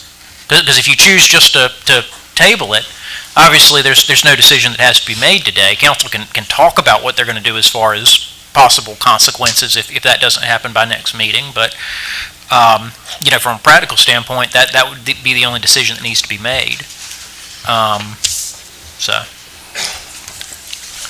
Let me ask you something to see if you remember, see if I remember correctly too.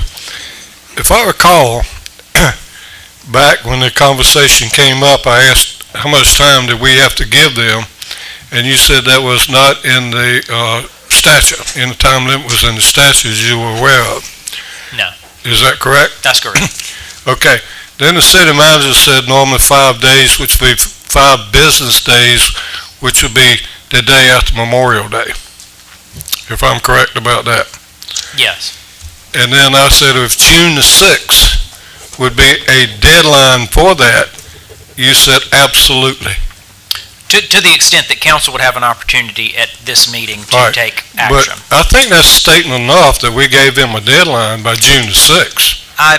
I would say this is, it was definitely communicated to them, certainly by me. Okay. But I'm just reminding, if I'm remembering correctly about the questions that I asked you, on that day, and from what the city manager said, and then when I said, she said the day after Labor Day would be 5 days, and I said June 6th then would be fine. You said absolutely, that would be a date. Yes. Yeah, and I just want to make sure and so, yes, from a practical sense, that's kind of where we are today, yeah. And I do concur with the dialogue, or at least that's my understanding was, well, that should be we're not going to meet again before the 6th, so if we don't have it by the 6th, or whatever happens on the 6th, we'll present an update during the meeting. Hence what we're doing here tonight, an update on it, based on the information that we have. Mr. Mayor, I'm ready to make a motion. So we voted on that, or was it communicated that? I mean, that's not part of the resolution. The deadline is not part of the resolution. And at the end of the day, that's what, well, like I say, council can take action tonight. Its hands aren't tied. And whether that's action is, we hold it open for a little longer, perfectly fine.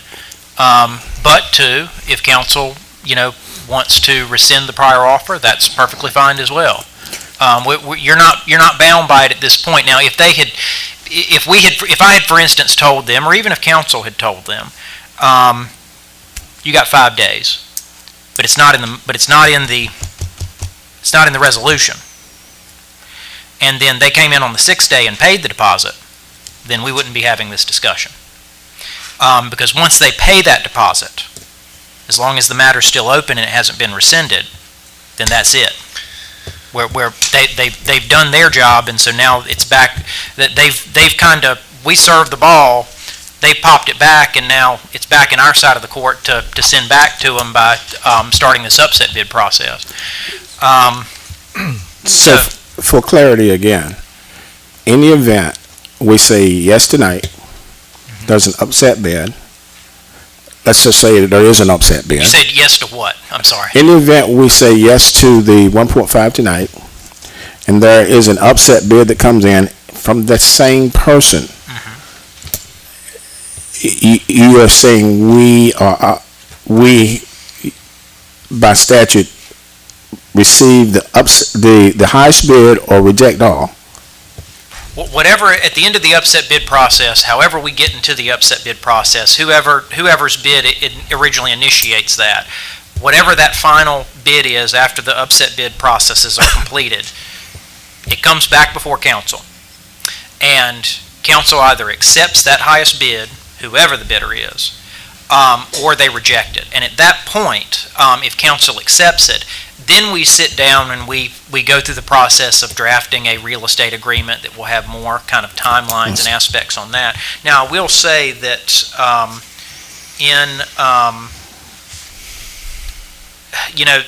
the offer from Mr. White's group does put some pretty specific things as far as buyer shall have 60 days from the execution of the contract of sale to conduct due diligence and other kind of aspects of things that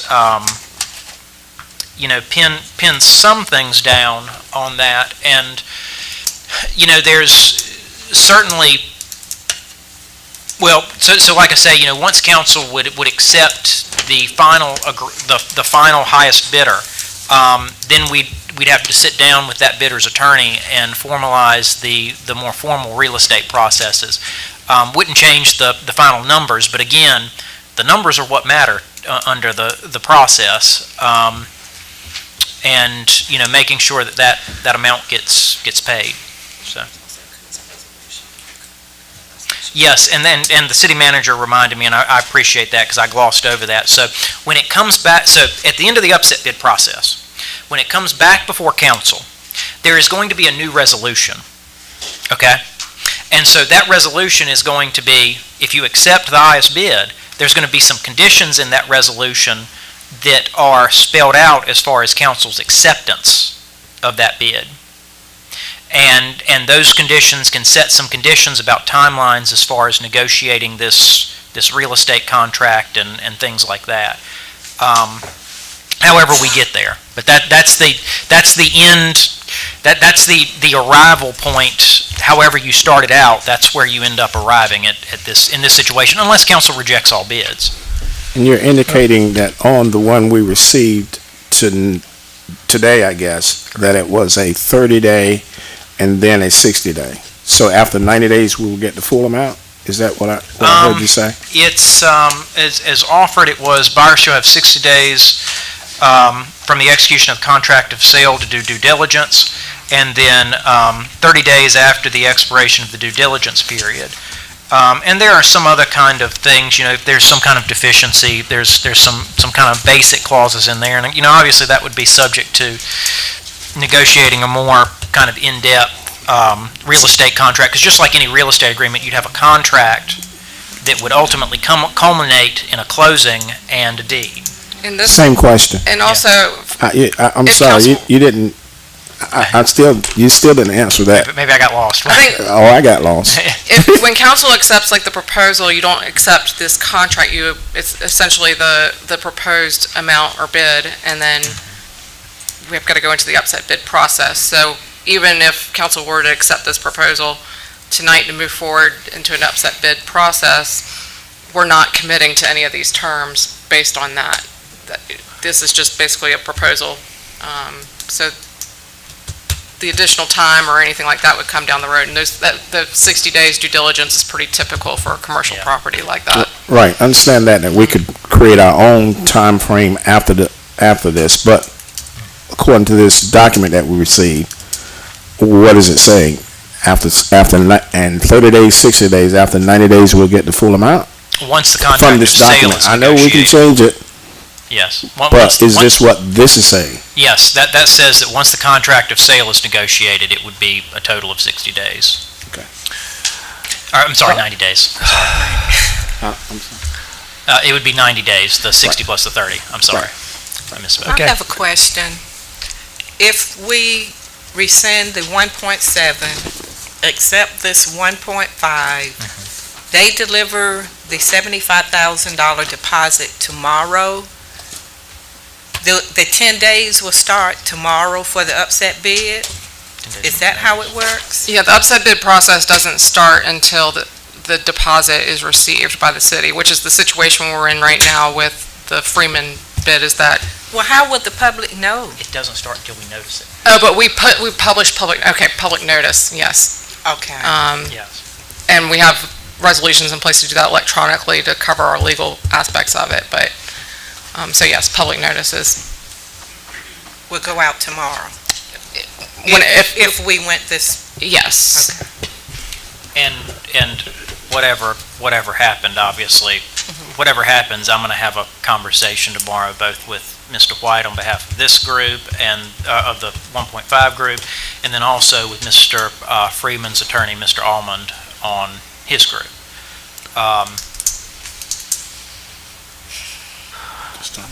Okay. I got one All right, question. go ahead. I think I heard you say this earlier, but I've heard so much.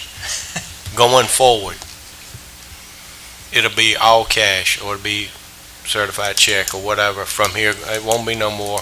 We'll be there tomorrow, the next day. Once the initial deposit is received, and then we go into the upset bid process, any future bids that come in that upset bid process have to be tendered with their funds to satisfy whatever the deposit amount is. And there's a formula that determines what that is. So for instance, if they bid $2 million, they're required,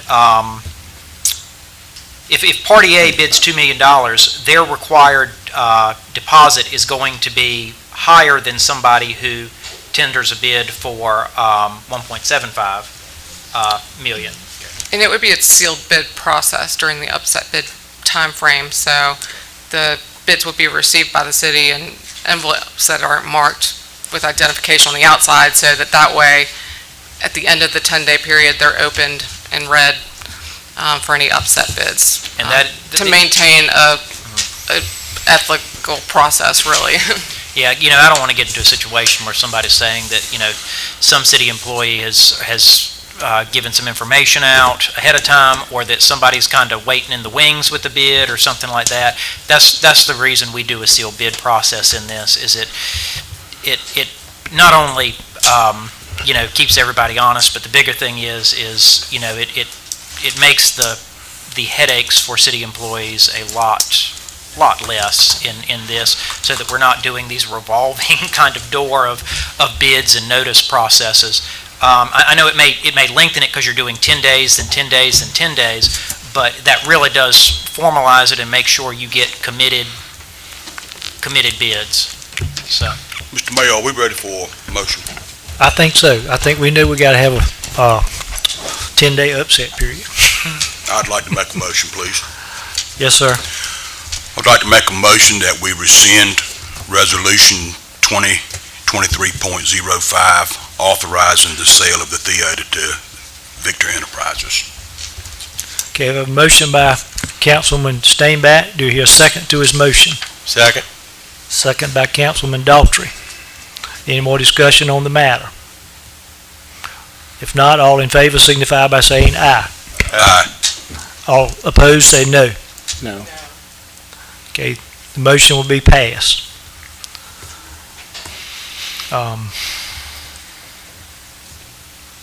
So now we have rescinded the offer. Next, I need to ask, does council wish to move forward with the new offer tonight? well, council could move forward with the new offer. It could, set up a new auction period. It could table it until the next meeting. Any of those options are available. Okay, so the city attorney advised us we have 3 options at this time. What's the pleasure of the council? And it may be better to kind of get a consensus just for the convenience of the clerk over here who has to record it, because if council does choose to, if there is a majority that choose to accept the 1.5 million, we're going to have to do a new resolution, and I think we've got kind of after last time, we kind of have a draft here that we can present. If there is a consensus that seems a consensus that we're going to have a majority that wants to do that. So you're asking not for a motion now, but just a consensus if we want to At take least, the new offer? at least if that's kind of where we are, and then we can present something for a motion if there's a consensus that there's going to be a motion and a majority on that motion tonight.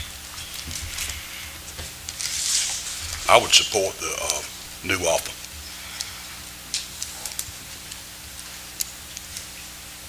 Mr. Daltrey? I support it. Mr. Farabee? I don't know if we're gonna get any Oh, motion. wait a minute, I thought he was through.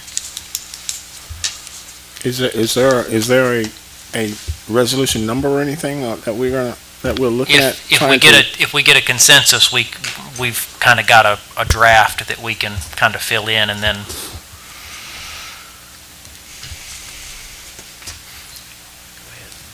So the question on the table is, let me see if I can get that to you.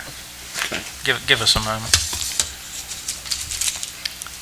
Yeah, state the thing that's on the table.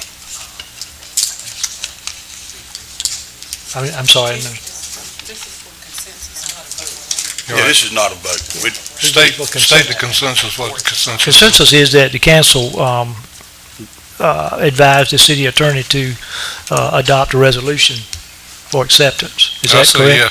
Let's just do this, and let's wait for this resolution. I think we're going to have a draft to you in just a second.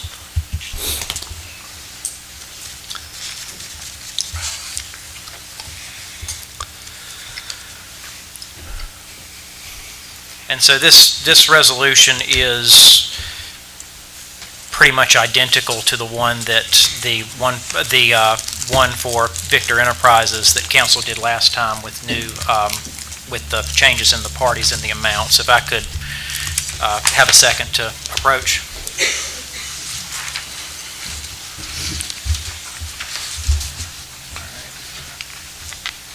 You've asked for it, so I'm going to give it to you first, or we'll circulate it. But so it would be 2023. Since the other one's been rescinded now, I am eligible to make motions, right? You are. Okay. I mean, and of Want to course. clarify it. Yeah. We've got a motion already. Correction? No, we don't. Okay. You couldn't make the motion to rescind, but you got to vote on it. So, and now we're past that point, so. Let me see.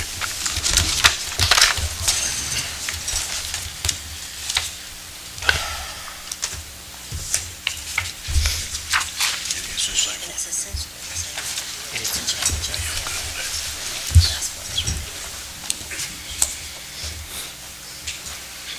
And so again, it is the same thing as before, it's just the names are changed in the amount and the number of the resolution. and we're not Identical putting a time terminology. frame on that as well? There's not. A paid time frame? There's not, but I am 100% certain that that Mr. White is holding in his trust account. I trust when an attorney tells me they've got money in their trust account, generally they don't lie about those things. I've never had it happen in all my careers, and I know Mr. White. I've known him since I was a child, and I can tell you, if he tells me there's $75,000 that he's going to pay tomorrow, I believe he'll do it. Sure. And again, my only concern was that, that we were giving up $250,000 for a day, and if that's the case, then there should be some type of time frame on when the rest is paid, and you're saying tomorrow, which I'm good with that, as well as there should be some type of time frame on the balance. From a practical standpoint, it's the same answer that I gave kind of to Mr. Smith is, from a practical standpoint, council couldn't take action to do anything else until that deposit is paid, and so we'd have to have a council meeting. In a practical sense, I would be very surprised if it's not submitted tomorrow morning, but certainly if we came back at the next council meeting, and if it didn't happen, then we'd probably be in the same situation. So. And I'll just say, for the benefit of the public, I hear some grumbling out there. This is the process as it's set out. It's a little bit more complicated than buying a house, but we're not dealing with a piece of residential property here. We're dealing with a piece of city property.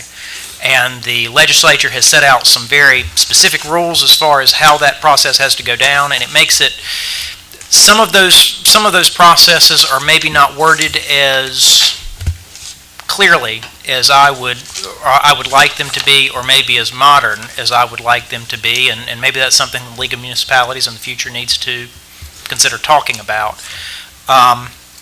The good thing is this is not something the city has to do very often. And so, I'll just say that. We're not being needlessly tedious for no reason. So we don't need a motion tonight? If council wants to table the action, you could. If you wanted to accept the 1.5, you'd need to move to accept the new resolution as drafted. That you just drafted? That you're Yes. going to draft? Mr. Mayor, I'd like Okay, to make all a motion if you'll recognize it. Okay, we'll entertain. Do I need to copy it so I can make sure? You need to state the resolution number 2023.09. And in fact, if I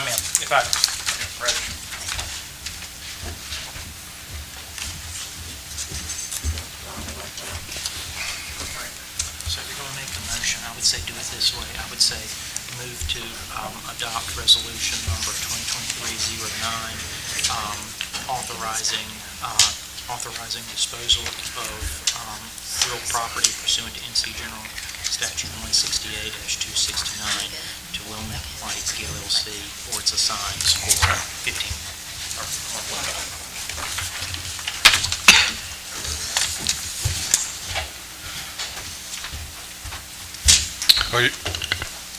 Okay, Mr. Smith.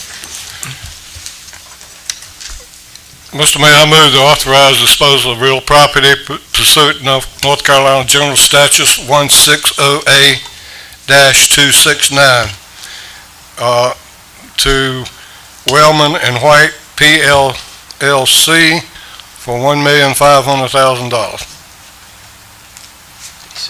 I second that. We need the Motion by- resolution number as part of that. Did you state the resolution number as part of your motion? Resolution number 2023.09. Okay, have a motion by Mr. Smith, second by Mr. Steinbach. That's correct. Have a motion and a second. Is there any more discussion? All in favor signify by saying aye. All opposed, no. Motion be carried. That conclude the business on that item for tonight? Lord, I hope so. Okay. The end of the day. Okay, Mr. Mayor, can we take about a 5-minute break? yeah, I was hoping we'd get through in about 5 or 10 minutes. Yeah, go ahead.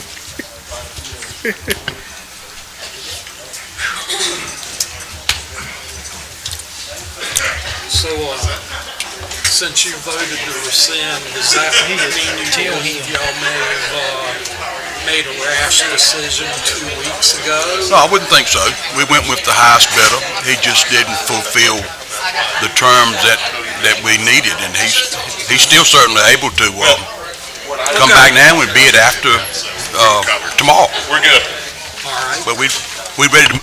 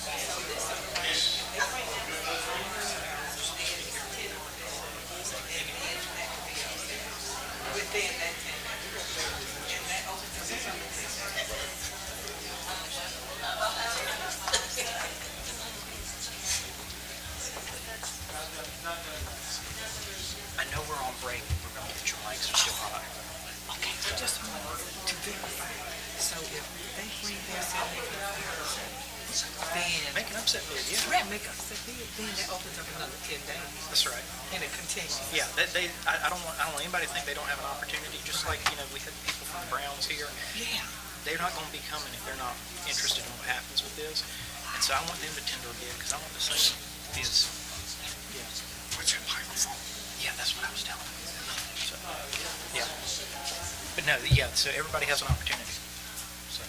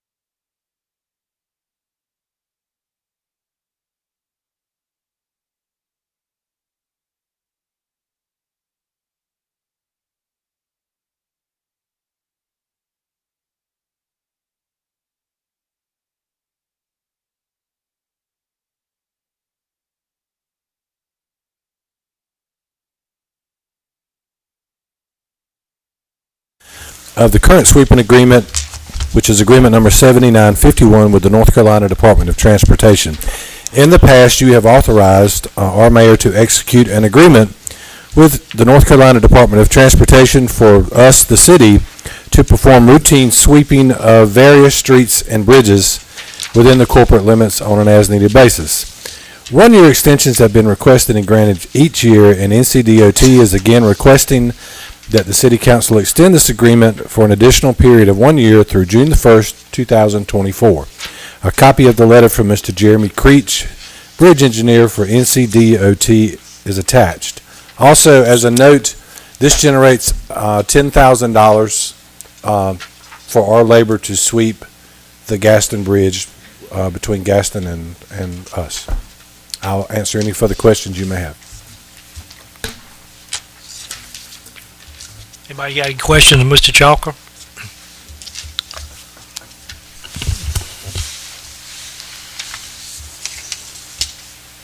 We need a motion to approve. So may I make the motion to approve the extended sweeping agreement number 7951 with the NC Department of Transportation for a period of 1 year through June the 1st, 2024, and to authorize Mayor Dowdy to execute the attached letter. Okay, got a motion by Councilman Smith, Second. second by Mr. Farabee. Any more discussion? All in favor signify by saying aye. Aye. All opposed, no. Motion be approved. Thank you, Mr. Chalker, and Ms. Trainum on insurance issues. The next three items of business, I'm going to go ahead and just have a discussion about all three of them in one, even though there are three separate resolutions. But rather than repeating myself 3 different times, I'm going to give you this one presentation, but it applies to items B, C, and D for resolutions 2023.06, 07, and 08 that are enclosed in your agenda packets. City employees, as fiscally responsible as we strive to be as fiscally responsible as possible, and in those efforts, we hear about grant opportunities, and we hear about funding or assistance programs with funding or resources and benefits, and the League of Municipalities has been one that definitely in the last couple of years that I've noticed is that when they've talked about certain resources that they have, there's like, well, we can't participate in that because we're not covered by their insurance programs that that works with. And so naturally it becomes, so how do we get covered and what does that take? So the next three items for consideration are based upon the city forming an agreement through the League of Municipalities so that we can participate in their insurance pools for workman's comp, for liability, property insurance, and so forth. Everything except for health insurances. Health insurances remain locally with GW Huxon Company. So this is for all of the other insurance needs that we have. I want to take a minute to recognize and thank Ms. Jessie Manning from over in the Public Works Department, because she has been very helpful in obtaining a lot of the information and data, because it's kind of like applying for a grant. Sometimes a lot of the work you have to do to get there to determine for money, so this is one of those processes that you have to answer a lot of questions, and I appreciate her dedication to that and your attention to detail and working through that. We're talking about volumes of information and questions, and it wasn't just Jessie, but she's taken the lead on that role of it, but included help from all the other department heads as well, and including the city attorney as far as trying to answer some questions. So we were very pleased to actually find out that the league offering these insurance coverages is at a better rate than what we're currently paying and not receiving all of the additional benefits from the league. The league benefits include a lot of training opportunities, grant application processes, donations of materials and equipment, and a lot of guidance and things like that that are intangible and really a lot of invaluable things. And so I was very pleased when the quotes came back to be work in our favor with our budget. So as part of that, the insurance coverage would begin on July the 1st. And then they have a, I guess for the term, I guess, to kind of go back, but it would backdate a couple years to retro any claims that we don't know about right now. But anyway, so the process for getting this started is to have the council adopt the resolutions and for the approval of the interlocal agreements so that we can move forward with executing the contracts for the insurance coverages from the League of Municipalities for the upcoming fiscal year. And I would just add, to tie on to that, I would strongly encourage council to consider this. I've dealt with over the years our insurance company, our current insurance company, Tokyo Marine, several times. Thankfully it's not every day, but I've always been happy with them. But that said, the rates that the league offers are better. They are peculiar specifically to North Carolina municipalities. And then third, and I think the biggest thing is, as the city manager said, the training opportunities and the resources that are available are a degree above anything else that I think the city would have the benefit of with a different carrier, even the one we have now. And so that taken together with the improvements in cost, I would strongly encourage council to consider it. Question, we would be sharing the covered, and I'll use a term, covered lives, or whatever the case you might want to be. It's not life insurance, but with the rest of the people that's in the league. Is that correct? In other words, it will be under the league, which has a bigger,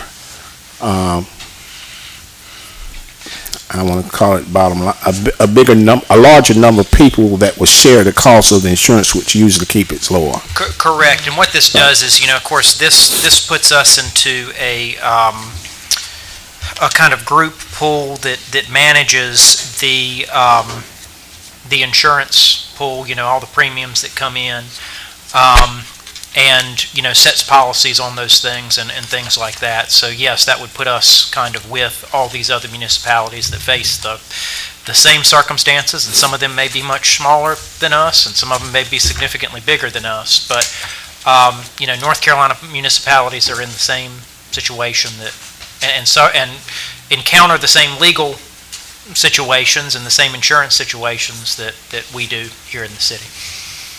And I also want to say too that I think it's a lot aligned with a lot of the emphasis that city council members have given to city administration as well, as to become more active in the league and take advantage of those opportunities. So we're really excited about it. So unless you all have any other questions, we'll just kind of one by one go through the resolutions for consideration and adoption as enclosed. So can this be put all in one motion, just with separate resolution numbers? The different resolutions. I would prefer if we do it in separate resolutions, even though that kind of takes more time, just to make it clearer for the clerk who has to record everything we do. Well, and another reason why I would rather have 3 separate ones is so if for one of these sections, if there's an amendment or a change, we would have to come back and approve something, and so you would rather narrow it down to not have to do all of it again. Okay, let's have a motion on the first one.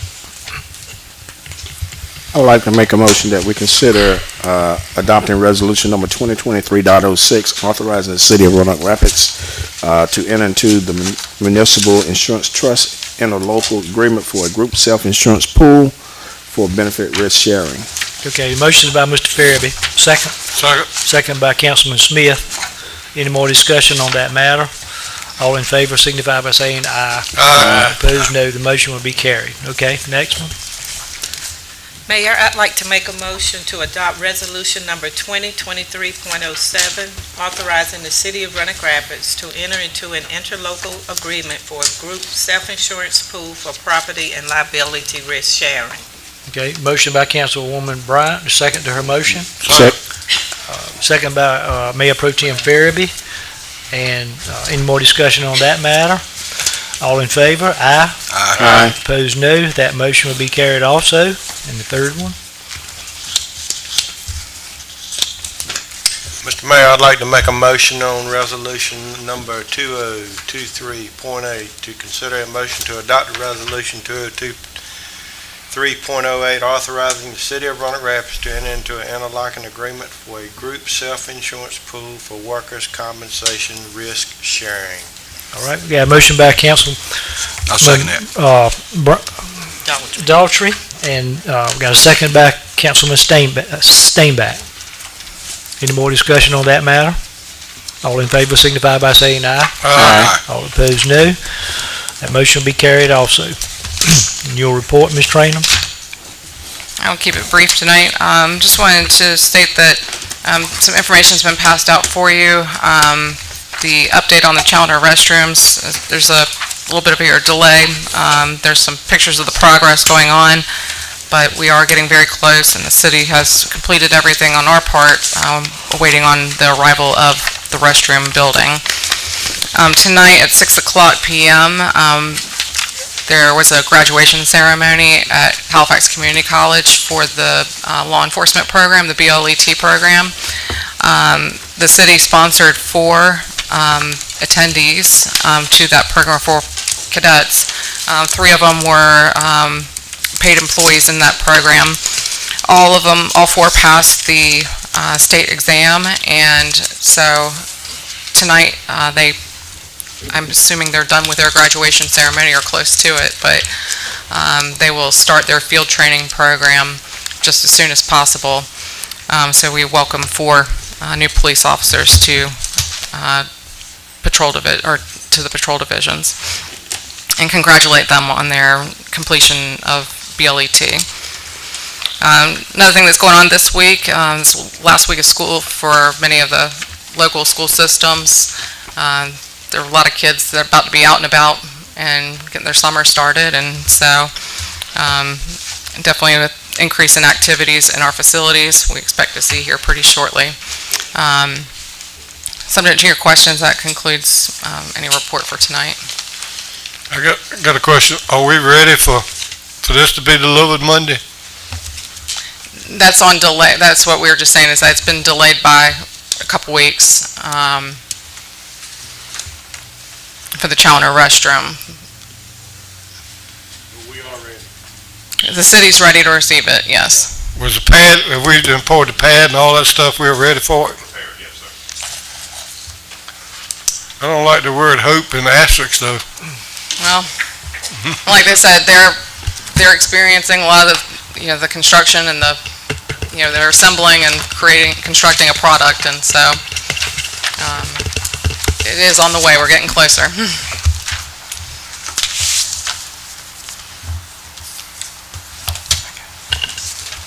Okay. Anything else needs to come before we cancel tonight?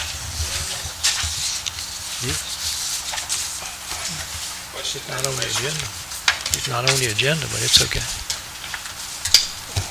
Well, I guess a report, in your report, we received a letter in relation to some drainage issues. Have you looked at that and working on that with Mr. Falker, I guess? Yes, we have looked at that, and our response is Is that the one that I responded to? Yes, there has been a response tendered on that issue. And we can, I don't want to speak about a specific landowner's business here in front of public council. If any council person has a question about my response to that, I'll be glad to discuss that. But I have tendered a response in writing end of last week. I just wanted to know if it had been responded to. We jumped on it right away. Okay. And I'll just say, we have those issues as far as drainage. I know a lot of times it doesn't come to council, but it's something that I know Public Works deals with pretty regularly, and they call me, and we look at the deeds, we look at the what's on record at the Register of Deeds and what we have here at the city, and then make a determination on that, and we try to be fair both to the homeowner where we can, but then also we don't want the city to be spending public money to remedy conditions that are completely on private property. Okay. And so it's balancing those interests. Anything else? Before call for a motion to adjourn? If not, motion? I make a motion, adjourn. Mr. Second. Smith and Mr. Farabee. All in favor signify by saying aye. Aye. Opposed, no. Thank you. Good job. We just keep the budget, yeah.